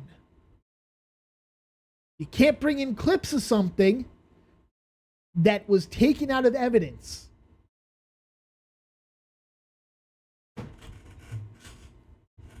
Congratulations, you played yourself. Bringing this up now is a good play. If it goes to appeals, he can bring it up. As I said, I have my reservations about this entire thing. I have reservations now that I've actually gone through it, war gamed it a little bit, thought it through. Okay? I have war gamed it a little bit. Last night was holy fucking shit. It looks like Dean put the crack pipe down, and oh my god, it looks like it's competent. Holy shit, I'm so excited. Now I've been able to kind of get that out of my system, stood back and said, okay, let's look at this. Let me read it. through its entirety. Get some coffee. Get some water. Let's sit down and let's fucking read it, ladies and gentlemen. That's what I did. That's what I did.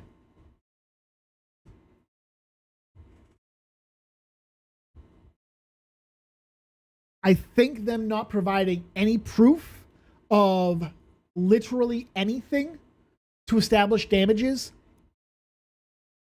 does get rid of any jurisdiction. I think that in and of itself should lead to this entire thing being thrown out. It should be.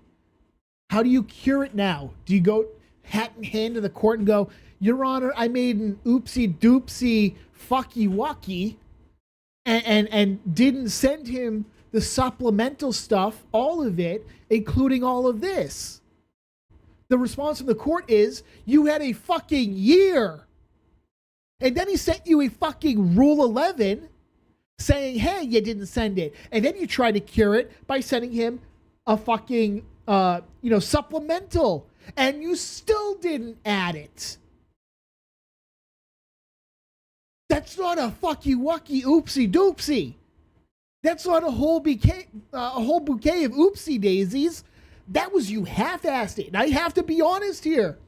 This entire thing, just like the entire case, but this in particular, certainly looks like attorneys half-assing shit, thinking they won't be called out because they're dealing with a pro se litigant. The pro se litigant won't know any better. He doesn't have a fucking attorney. We're off. Fuck it, whatever. That's what it looks like. Because I think right now, their whole intention was to get to the pretrial motions, the pretrial conference scheduled for August, and try a ham-fisted attempt to force some type of resolution, some type of settlement, so this doesn't go to trial.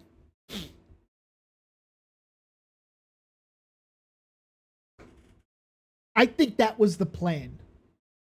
And now Dean has called them out on it and filed a motion. And again, was it this one? No. Was it this one? There we go. The court put it on the docket and expedited shit.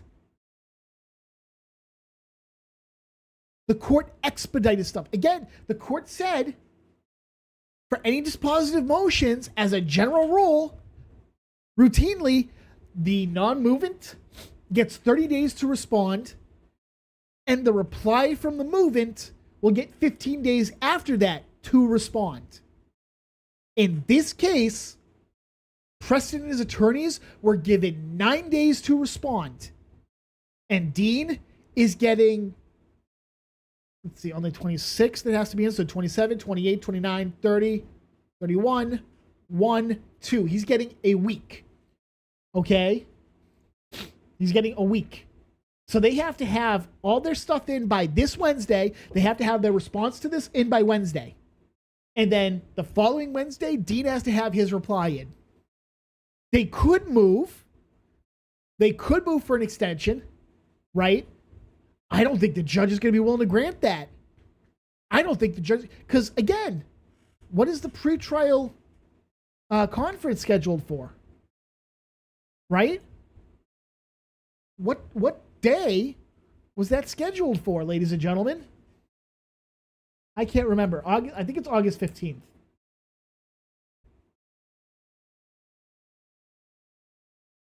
No, that's not it.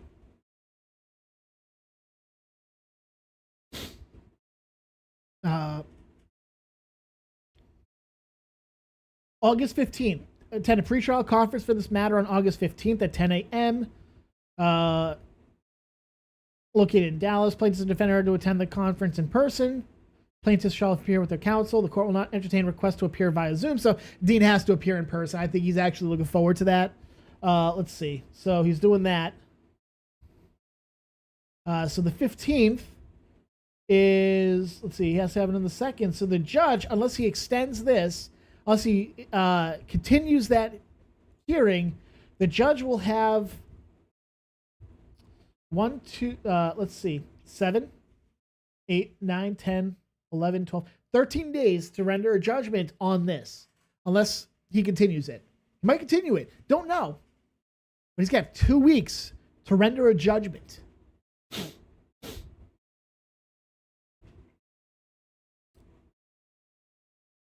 I think this was a very clear shot across the bow for Preston's attorneys. I think the judge made it clear. You know, I asked potentially criminal about it, and I was like, you know, in theory, it looks like the judge may be interested in it. And his response was, a judge ordering a party to respond to a motion should not be construed as their endorsement of a specific position. And I agree, but I think the judge is making it very clear that he thinks there's some fuckery afoot, and he is not entertained. Right? He's not entertained by this shit.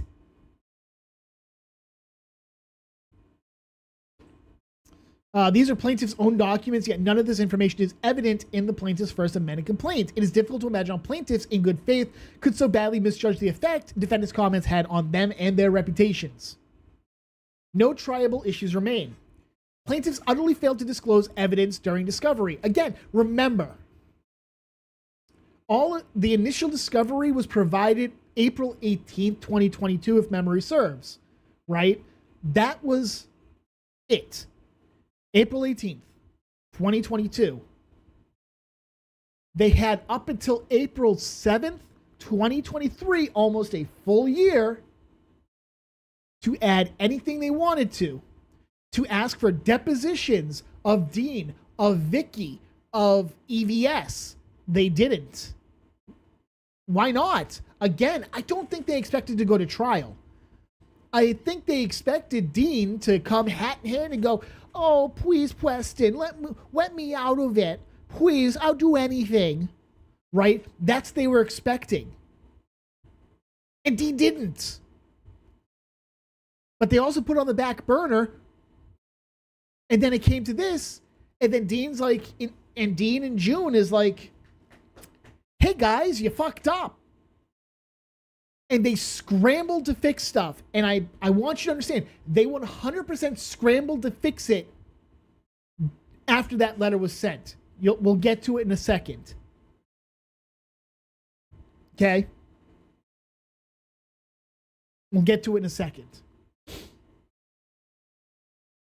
Plaintiffs utterly failed to disclose evidence during discovery. This forces them now to navigate between Scylla and Charybdis.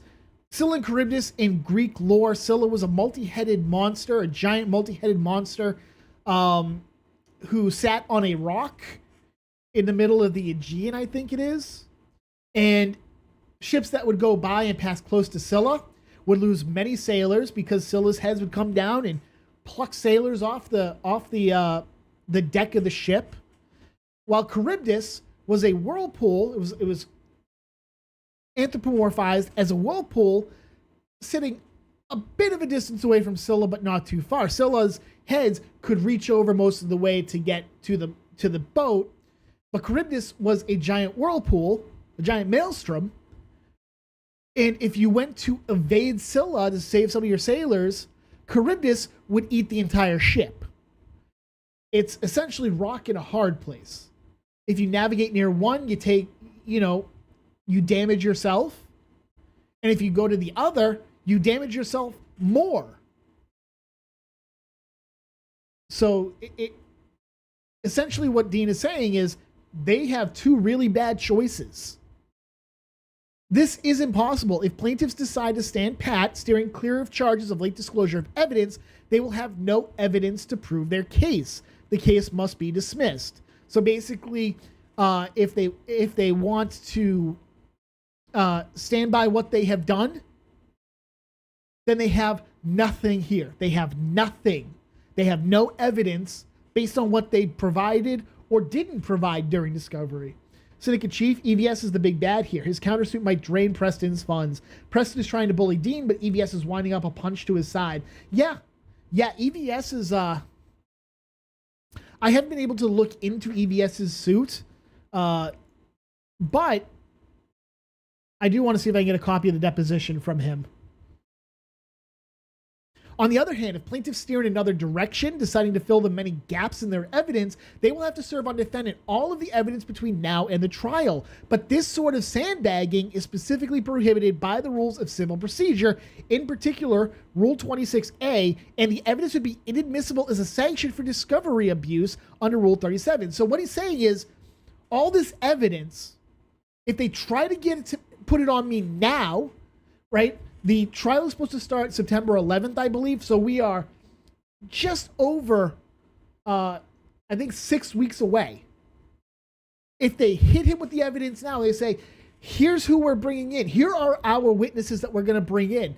Dean has every right to depose those witnesses. As a court, as a matter of the rules, as a matter of procedure, Dean, as a defendant, has every right to depose each and every witness that they plan to bring. There is no guarantee that he could depose all the witnesses in that time. He could ask for an extension, but the point is all of these witnesses should have been known during the discovery period that they were going to bring them in, and they didn't provide those witnesses. Likewise, the videos that they claim to have in their possession, right? I think we went over that previously. They say they have videos in their possession, but they only provide to him clips from those videos when they have to provide the entire video by the rules. Nope. Again, he has every right to that evidence under the rules. They don't provide it to him. They just say, we have this in our possession. Cool, where is it? In our possession. Can I get a copy? No. How many Peggy jokes does Rackets have to make before Preston plays 3-suit Monty? Too many lawyers are getting paid for BS suits. Whatever you think that number is, Cynic in Chief, it's far too low. Let's put it that way. So, they are now forced into an unenjoyable position. The evidence he alleges the evidence they provided is impossible to support their claims. And if they try and put it in now, he will move to have it marked as inadmissible and stricken for being way too fucking late.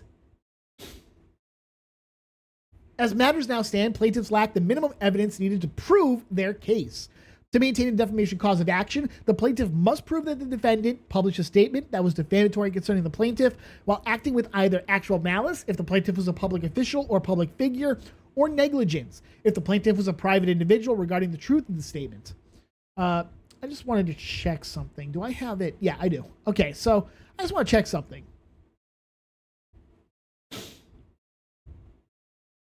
Let me see. John Lamont, blah, blah, blah. Factual allegations. John T. Lamont is a writer and illustrator of Gothic fantasy. Preston Poulter is a publisher, producer, writer, and illustrator of Gothic and fantasy comics, and also hosts a web presence called Comicsgate, and hosts a show on a YouTube channel and interactive community that promotes and discusses comics and their authors.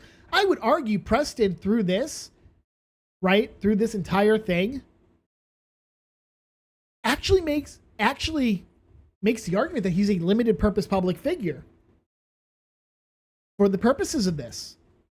Since the comments are about him publishing and producing a comic of another person, I would argue that this is Preston admitting he's a limited purpose public figure, which raises the bar necessary to overcome the hurdle. Anyways, that's just a side tangent. Let's see. The defamatory statement must be orally communicated or published to a third person. However, plaintiffs have provided no evidence that even a single person heard these statements. Again, if they had been smart, they would have, they would have provided the videos. Lamont is a protophile. He likes protoplasm, in case he is watching. I'll take your word for it. I don't know. So if they had provided that, they could make the argument that every view of this stream is one person who heard the defamation. There you go.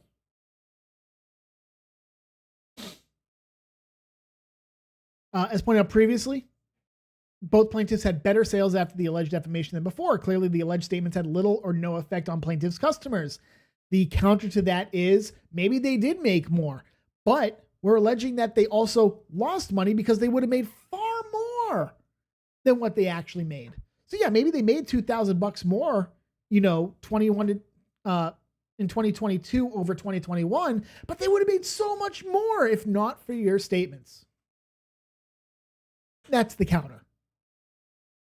But then you have to back it up. How do you know that? Well,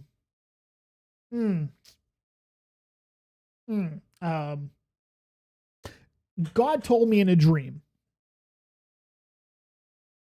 Seems plausible. Clearly, the alleged statements had little or no effect on the plaintiff's customers, and moreover, discovery is closed. Defendant will have no chance to offer any third persons, much less provide defendant the chance to cross-examine the witnesses. He'd be able to cross-examine the witnesses at trial, but he wouldn't be able to depose them before the trial, in theory, right? 6 weeks, little difficult to depose God knows how many witnesses, and any deposition should have been done during discovery. I'm surprised Preston didn't depose Dean. If nothing else, just to fuck with him. But I think the war chest is drying up. He has to pick and choose. Finally, plaintiffs have provided some excerpts of YouTube videos, but these are admissible unless and until defendant is provided the entire video as required by FRCP or Federal Rules of Evidence 106. Indeed, a cursory review of the video excerpts shows the plaintiffs had clipped off portions of the video in which defendant Asaf makes clear he is talking about a comic book with an underage girl in a pornographic setting. I would not have said that.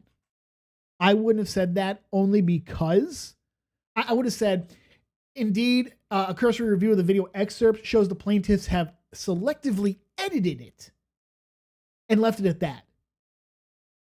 I would have said selectively edited it, making it necessary for a defendant to have a copy of the entire video in order to ensure that those edits are not taking him out of context, right?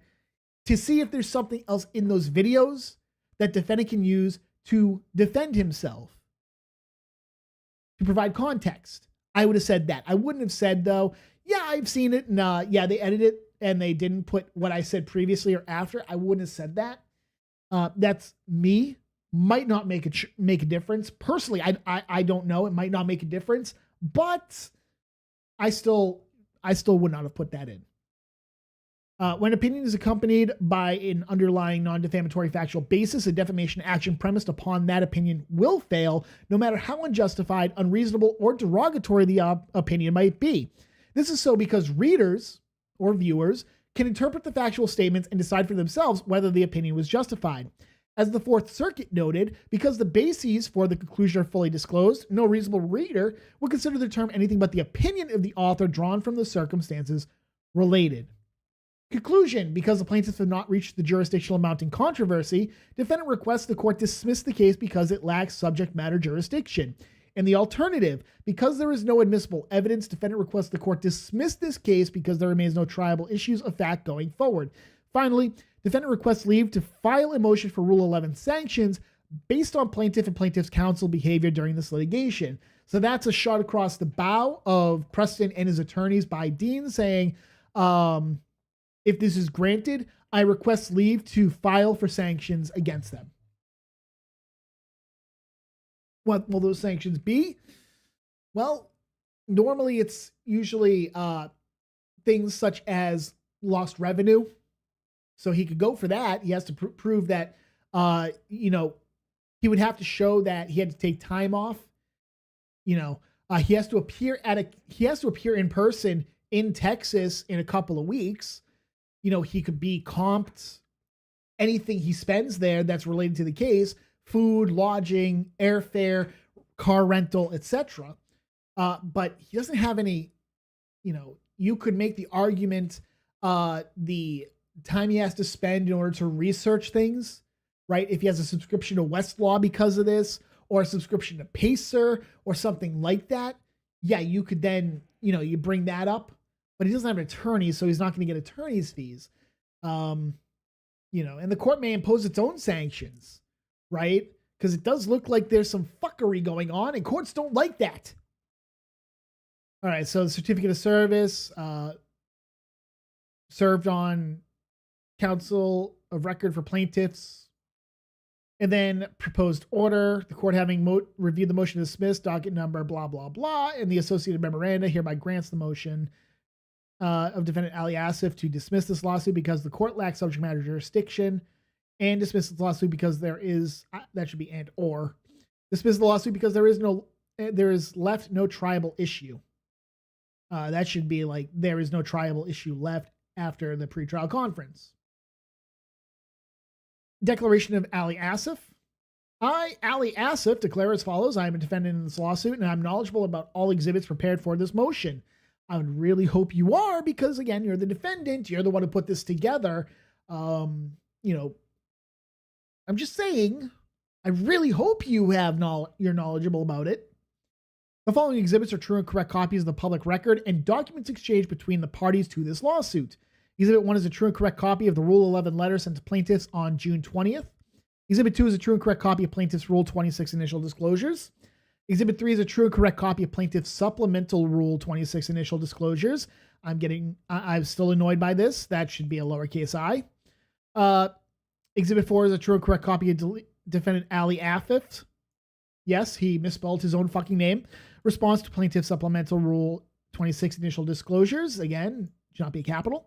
Exhibit 5 is a true and correct copy of the annotated copy of plaintiff's first amended complaint. This is where he goes through it. He annotates on it.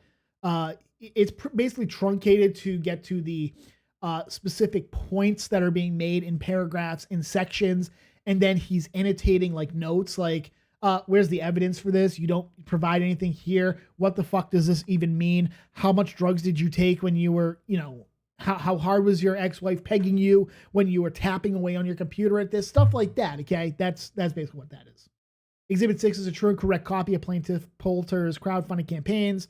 Exhibit 7 is plaintiff Lamont's crowdfunding campaigns. I declare a penalty of perjury that the foregoing is true and correct, and would testify thereto.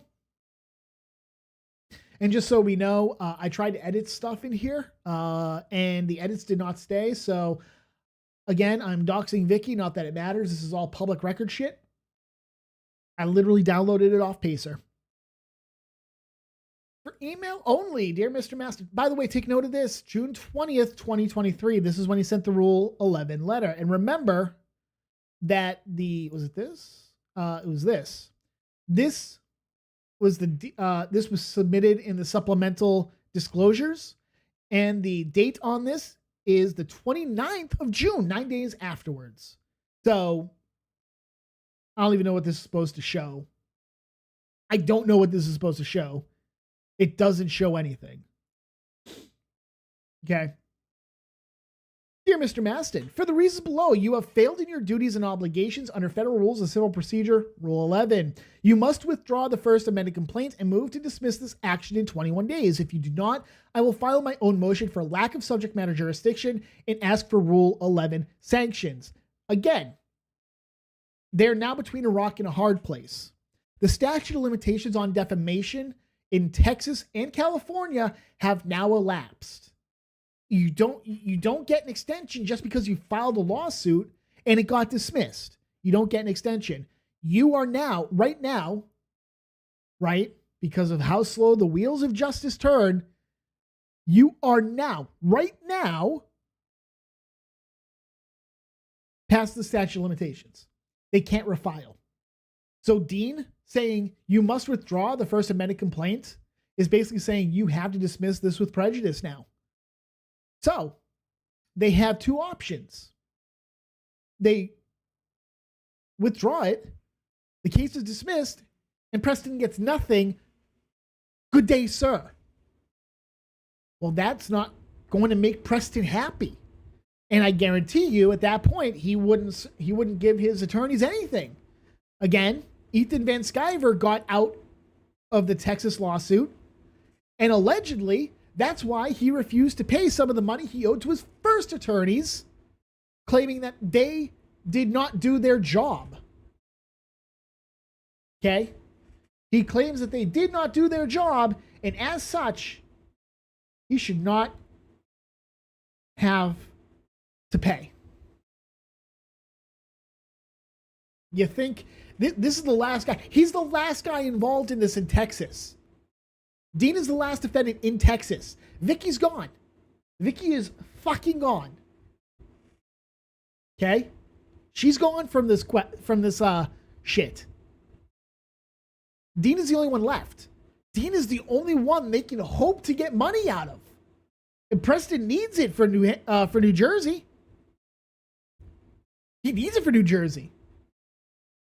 Because now he's facing a countersuit from EVS for 7 or 8 figures or something like that. He needs money to fight that because, oh boy, if it isn't the fucking consequences of my own fucking actions coming home to bite him in the ass.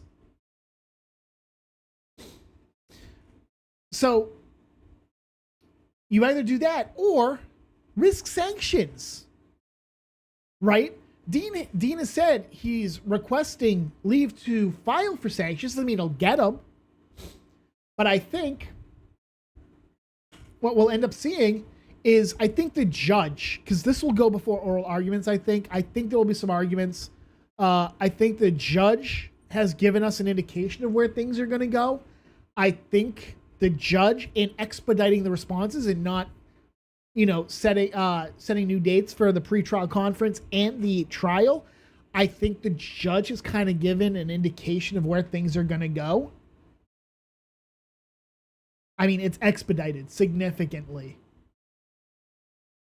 If I were the attorneys, I'd be looking at that and going, I think we got the answer. And if we do not have an amazing fucking response, we might be in trouble here. And if the judge grants it, there's a decent chance he'll be able to move for sanctions. Because again, it's attorneys fucking around with a pro se litigant, not slated to make a judge happy. Not at all. Also, I'll be using this letter to facilitate our upcoming mediation. I think we can both benefit from the mediator's opinion of the issues raised in this letter. Maybe the mediator's not exactly a, it's not a guarantee that the mediator will be an attorney. He's probably just going to be there being like, look, let's see if we can come to an agreement. This is the last chance before trial. Let's see if we can come up with a settlement. And I think that's what Preston and whatnot wanted, right? I think they wanted to get to pre-trial and then bully Dean into giving them what they wanted. They don't want it to go to trial. That's, I think, why they half-assed discovery. And I think that's why I feel very confident in saying that we will have a response, an answer to all of this. I think we'll have it the Friday before. Because again, the 15th of August is a Tuesday. So I think we'll have an answer or a decision by the judge August 11th.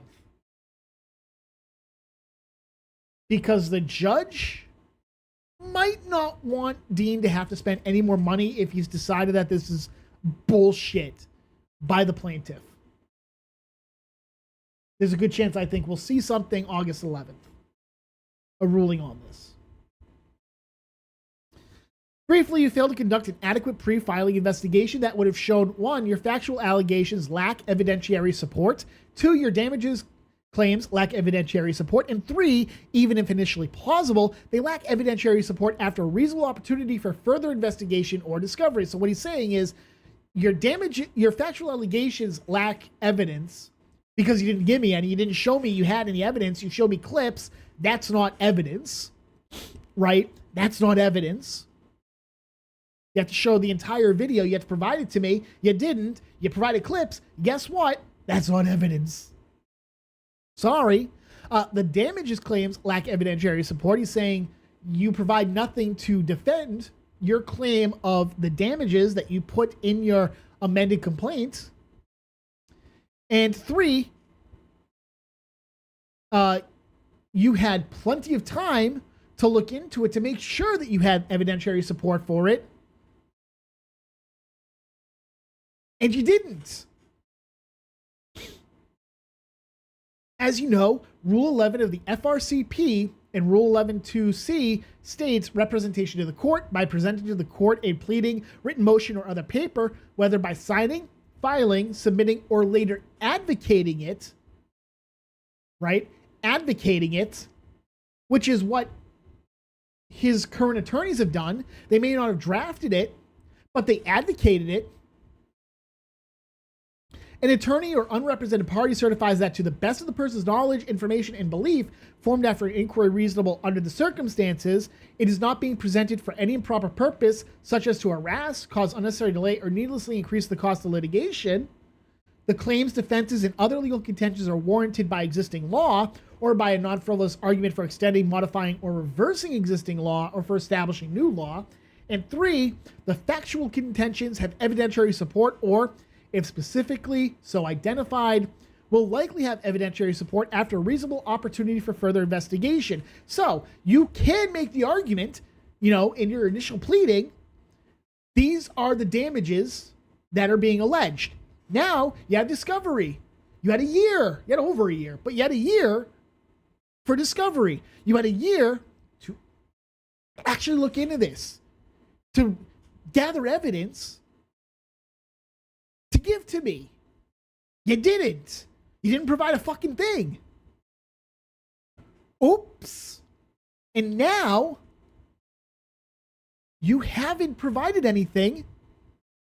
Now we have an issue under Rule 11. As an initial matter, I note that you did not draft the first amended complaint. So he's giving him an out. He's like, look, I know you didn't draft the first amended complaint. Okay, I know you didn't. I'm not saying you did. Apparently, rather than conducting your own investigation, you simply trusted the reliability of the complaint's authors, the fine law firm lawyers. Now, to be fair, lawyers tend to trust lawyers. They tend to, right? They tend to. If you take over a case from another lawyer, you assume that they did their due diligence. I personally would still do my own, right? I would still do my own investigation just to make sure, because I don't want to be on the receiving end of this. I'll be right back. Excuse me.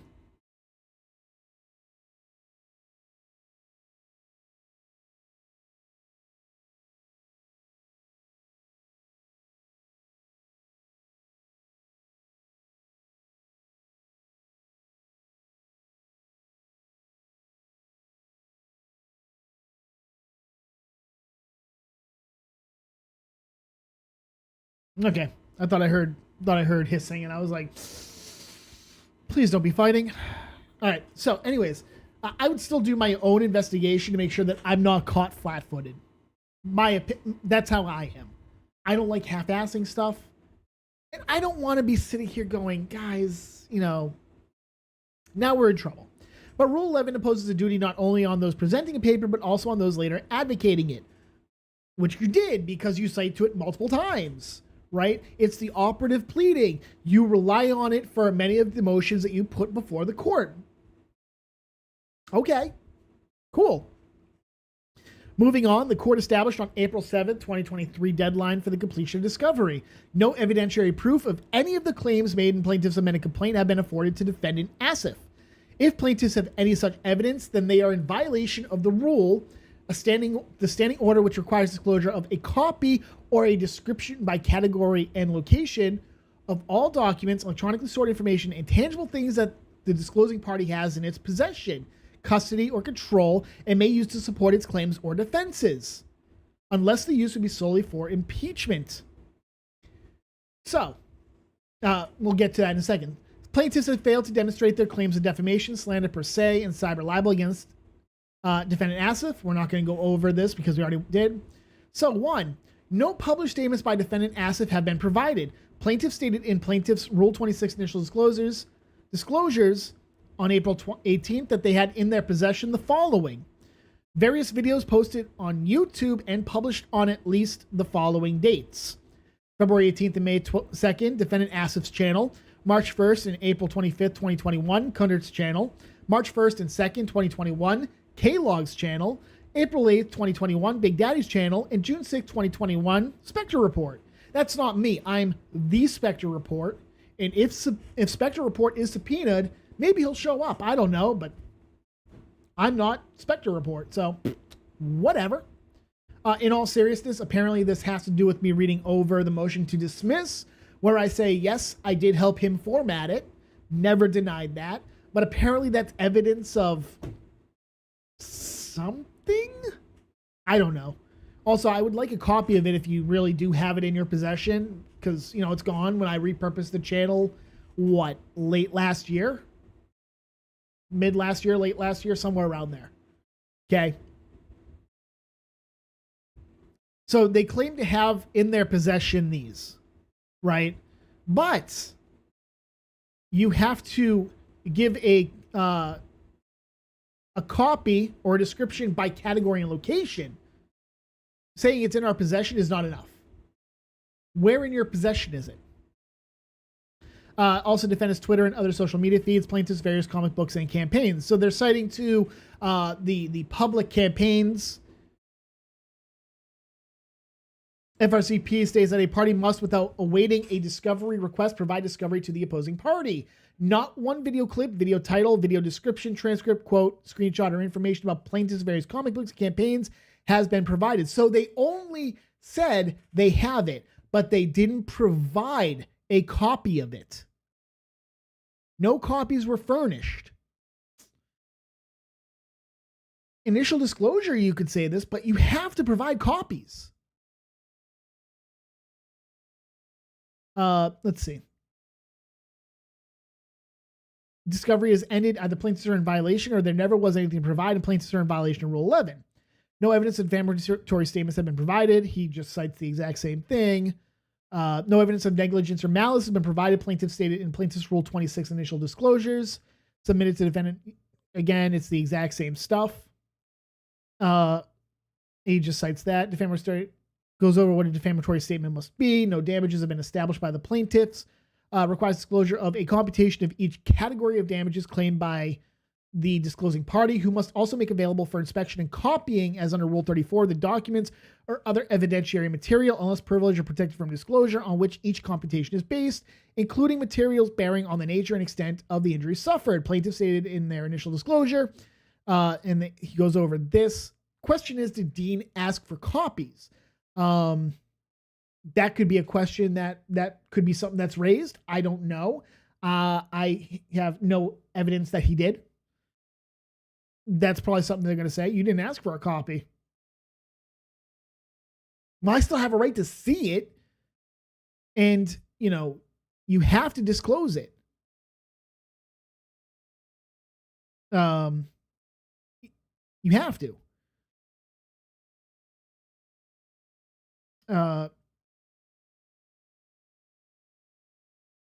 And yes, he's absolutely right, by the way.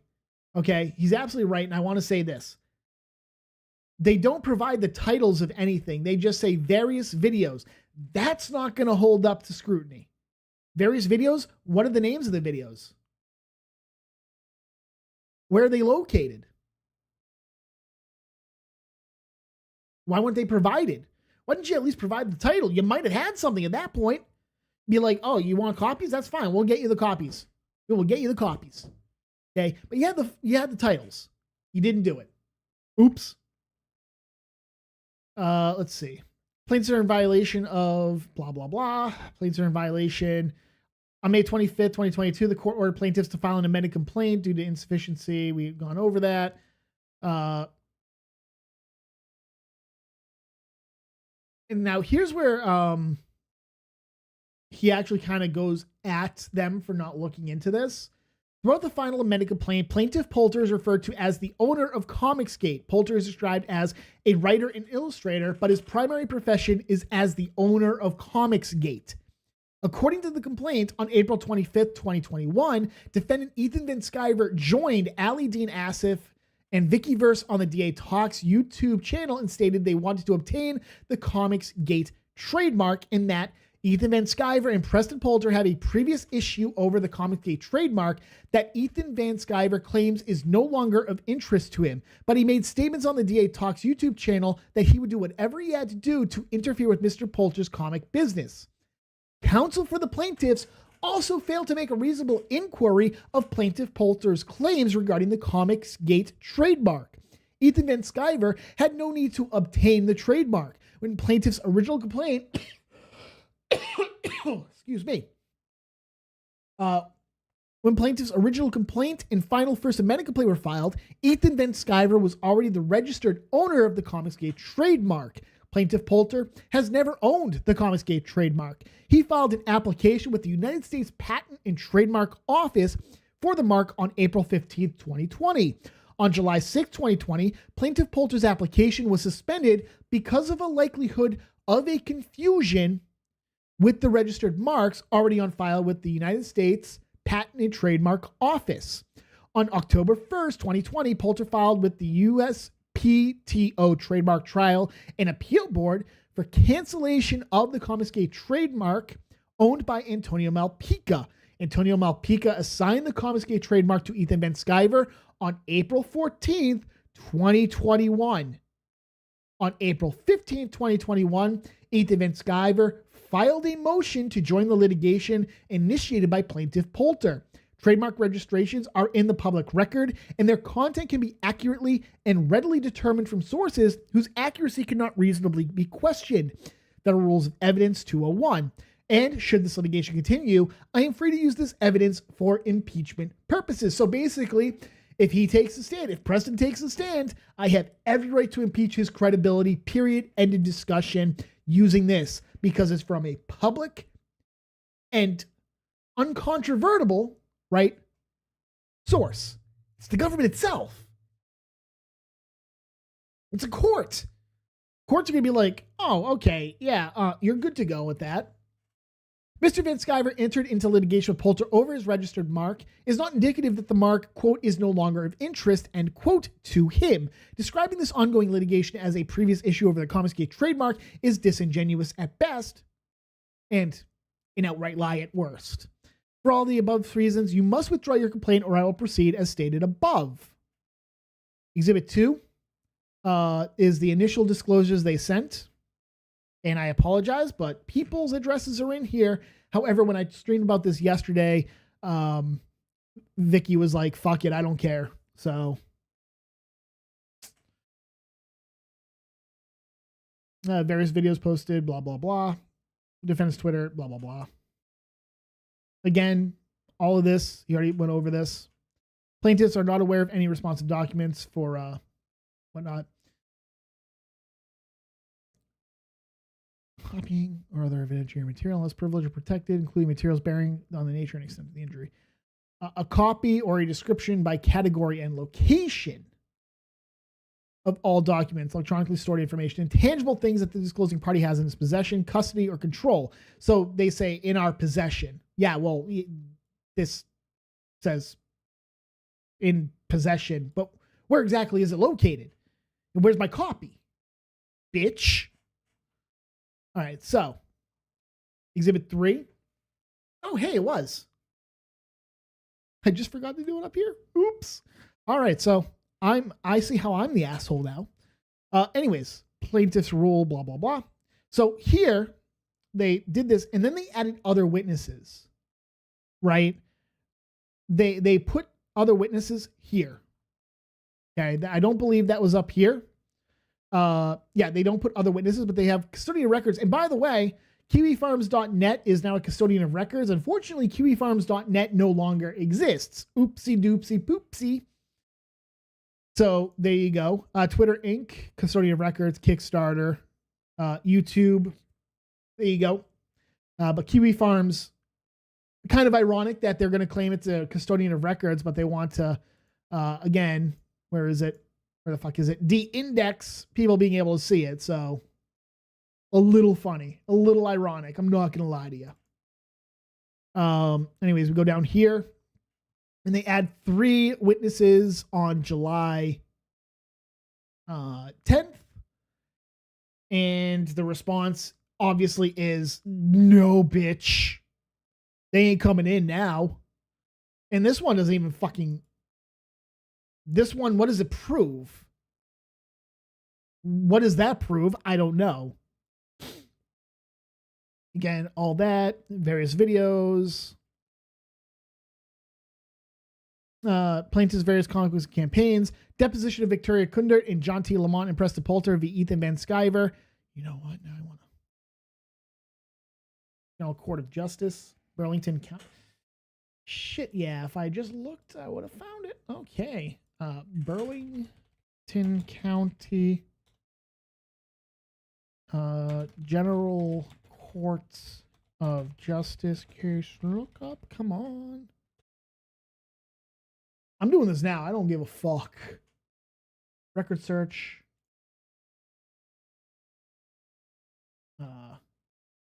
County clerk, sheriff's department, COVID. I agree. Docket number. Search. I'm a bitch. Last name, Poulter. Nope, nothing. Okay. Search by docket number again.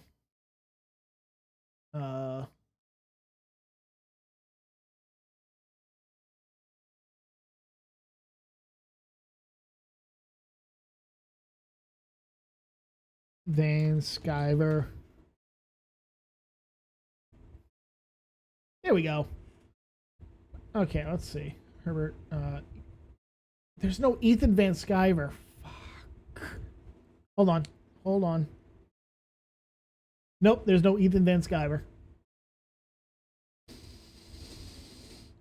I'm very upset now. I was hoping I'd have it. I do not, and I am very upset now. All right, anyways. Computation of each category. Again, they offered nothing. They just said, yeah, here, there we go. So he follows up on July 13th, right? 3 days after. I am following up regarding the Rule 26 supplemental initial disclosures that were sent to me on July 10th. Kindly address the topics listed below. Will I receive any evidence from a third party that heard the alleged defamation and believed it? Will I receive any supporting documents for damages claimed? And kindly confirm that no experts will be testifying. That's a good question to ask because, again, they put, in their supplemental disclosures, other witnesses. There you go. Will they be testifying? I would assume so if they're going to be called witnesses. With respect to the document titled Poulter 147, it is very clear that this clip contains a number of edits. As you know, I am entitled to the full video. So this is when they sent the clips, right? This is when they sent the clips. They didn't send the full video. They sent a clip, apparently. Not evidence. Will you be providing the full video to me? By the way, they didn't respond to this. Lamont's attorneys did not respond to this before he filed this. And this was filed 4 days after he sent this. So they had time to just say, yeah, you're going to get a copy. Or to send the copy. They didn't.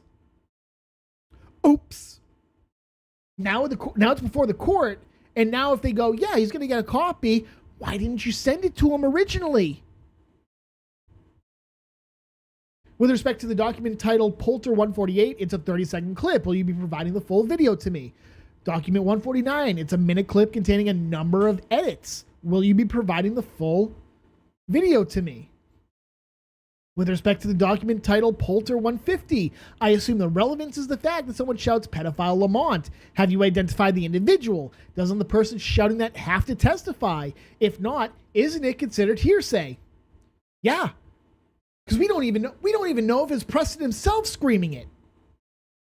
right? We don't know if it's somebody, a family member of Preston or John saying it, or somebody they know, they got to say it in order to go, see, defamation happened. People believed it. We don't know. It's hearsay. Where is the connection or relation to my statement? When the individual have to testify that they said that because of my statements. Will you be providing the full video to me? With respect to the document titled Poulter 151, you left out the clip where we showed the image of the comic under discussion. Will you be providing the full video to me? I would have just said, you gave me a clip, will you provide the full video to me? With respect to the document titled Poulter 152, how is this relevant to me? As I didn't say anything in the video excerpt provided. Will you be providing the full video to me? I believe that's my stream. Yes, Dean was not on it because, much like Nick Ricada, I'm not going to ask people to come on to a show about their case and ask them about it because they could say something that fucks them up.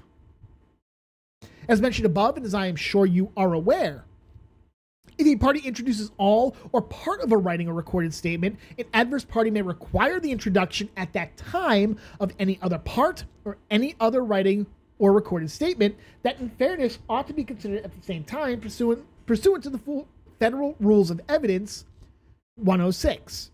I would also like to confirm the dates of which you created some of the documents you attached to the supplemental disclosure you sent me. Okay, let's talk about that. With respect to the document titled Poulter 8-15, please confirm that this document was created on June 5th, 2023. That would be after discovery had closed. With respect to the document titled Poulter 16-20, please confirm that this document was created on January 3rd, 2023. That would be before, so that would be okay. With respect to the document titled Poulter 142-144, please confirm that this document was created on June 29th, 2023. 9 days after I said you had fucked up. After discovery had closed. With respect to the file you sent me named PS Rule 26 Supplemental Initial Disclosures, please confirm that this was both created by plaintiff's counsel and emailed to defendant Asif on July 10th, 21 days after defendant sent plaintiff's counsel a Rule 11 notice. Oh, ain't metadata a bitch? Lastly, please note that you have provided these documents long past the deadline for discovery, and I will move to exclude all these documents and any other documents that you may have in your possession. Please see the draft motion attached to this email, yada yada. Annotated complaint. So there you go. None of this part doesn't really matter. The rest of it doesn't matter. The annotated complaint doesn't really matter. Again, it just is breaking up the complaint into relevant sections and whatnot, and then saying, hey, this is, I think, it's kind of a way of organizing your thoughts kind of thing. Right? Like taking notes. So, we come to it at last. We have come to the end of it. What do I think? I think Dean has made a very good decision in calling into question jurisdiction at this point. The evidence does not seem to support the jurisdiction being in the federal courts right now. The lack of evidence so late after discovery, you can't unring the bell, so to speak. You can't fix it, right? Sanctions can include telling the jury, all this is coming in now, but they didn't provide it during discovery. That really doesn't unring the bell. The jury is still going to hear it. They're not going to care that it wasn't provided during discovery, right? They're not going to care. And sandbagging the defendant, like the plaintiff's attorneys appear to be, is a really shitty decision. I think it shows that Preston knows he has nothing. His attorneys know they have nothing.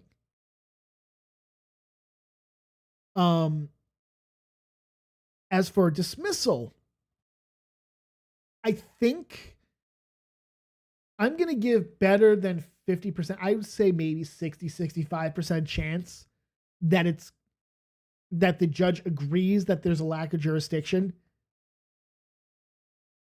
And I only say that because it looks like right now, again, an expedited table, or rather an expedited process for response and reply.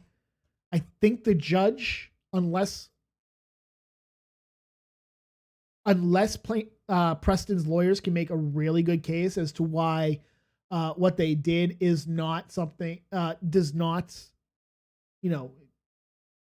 unless they can make a good series of excuses to explain away why they didn't follow discovery and why they still fall under the jurisdiction, I think the judge has hinted at he's going to grant a dismissal, which is, for all intents and purposes, a dismissal with prejudice. Again, the statute of limitations has run out. They can't refile.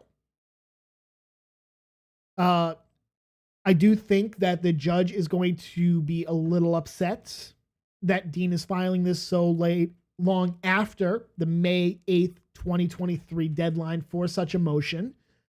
But I don't think that will take away from this, the question of jurisdiction. The judge probably feels constrained to render a verdict before this pretrial conference, unless he wants to push it out, and he may not want to do that. He might not have a calendar that he can do that. So I'm optimistic, right? I'm optimistic that I'm optimistic for Dean, but, and just seeing how they've responded to things such as EVS's motion to dismiss and whatnot is comforting. But I do have to say, I think there was a mistake in not, first off, asking leave to file it. I think he should have requested leave to file, first. But again, pro se litigant, I think the judge has taken that into account as well. Maybe he doesn't know, hey, you needed that, right? Although I guess the judge could have been like, I'm not going to do it. You have to ask for permission. Ask for permission. Dean does it, and then the judge comes right back and goes, yeah, that's fine, go ahead. And then he resubmits it. I think that's what would have happened. Overall, I think this is really well written. The question is, the first question that is going to have to be answered is it time barred? I think it might be, and I'm not going to sugarcoat that. I think it is time barred, right? Doesn't mean it doesn't raise good points, but I think it might be time barred. But Dean, again, does point out that the judge himself, in dismissing the initial complaint, does say the court has a duty to establish if it has jurisdiction. They appear to not have followed the rules of evidence. They appear to not have followed FRCP guidelines. They appear to not have provided the evidence necessary to establish the jurisdiction. You can't turn around as lawyers and go, yeah, we fucked up. You can't hold us responsible for fucking up. Oh, absolutely I can. And then the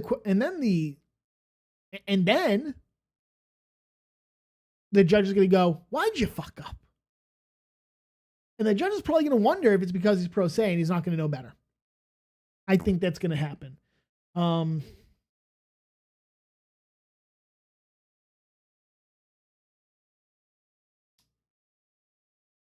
I think one of the things that we will see is them make mention of the fact that he didn't bring any of this up until after the deadline for discovery.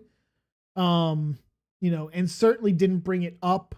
Once the deadline had ended, he didn't bring anything up. He waited a couple of months. And then they tried to rectify it by giving him a supplemental. I think Dean's obvious response to that is, cool. That's still after discovery. I make you aware. Then you go to the court and say, hey, can I get an extension, to we made a mistake. We were supposed to send this out, beg the court's indulgence. We apologize. Can we do this? Obviously, Dean fights that, probably loses, and then they give him the discovery, and you can go forward, right? But they didn't. They just went. They don't even like respond to him. Like there doesn't appear to be any correspondence. They just literally file, right? They just literally file with the court what looks like, you know what? Now I need to check that. I didn't even think of checking that.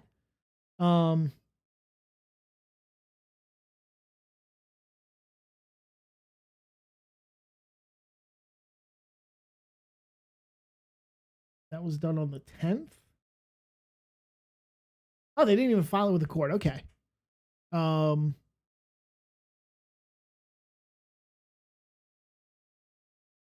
not even signed. What the fuck? Like this isn't even signed showing certificate of service.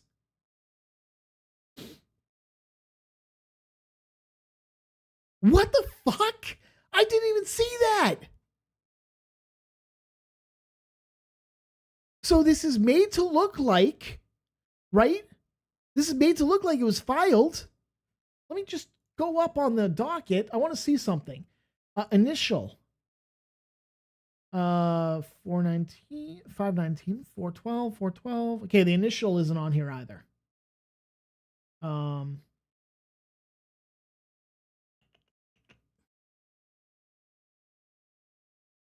Yeah, okay, the initial discovery isn't on here either. Oh, that is the initial. Okay, I'm sorry. So that's not even signed.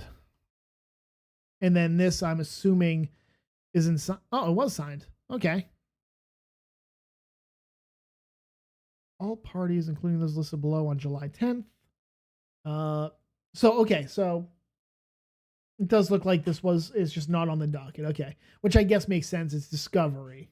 Okay.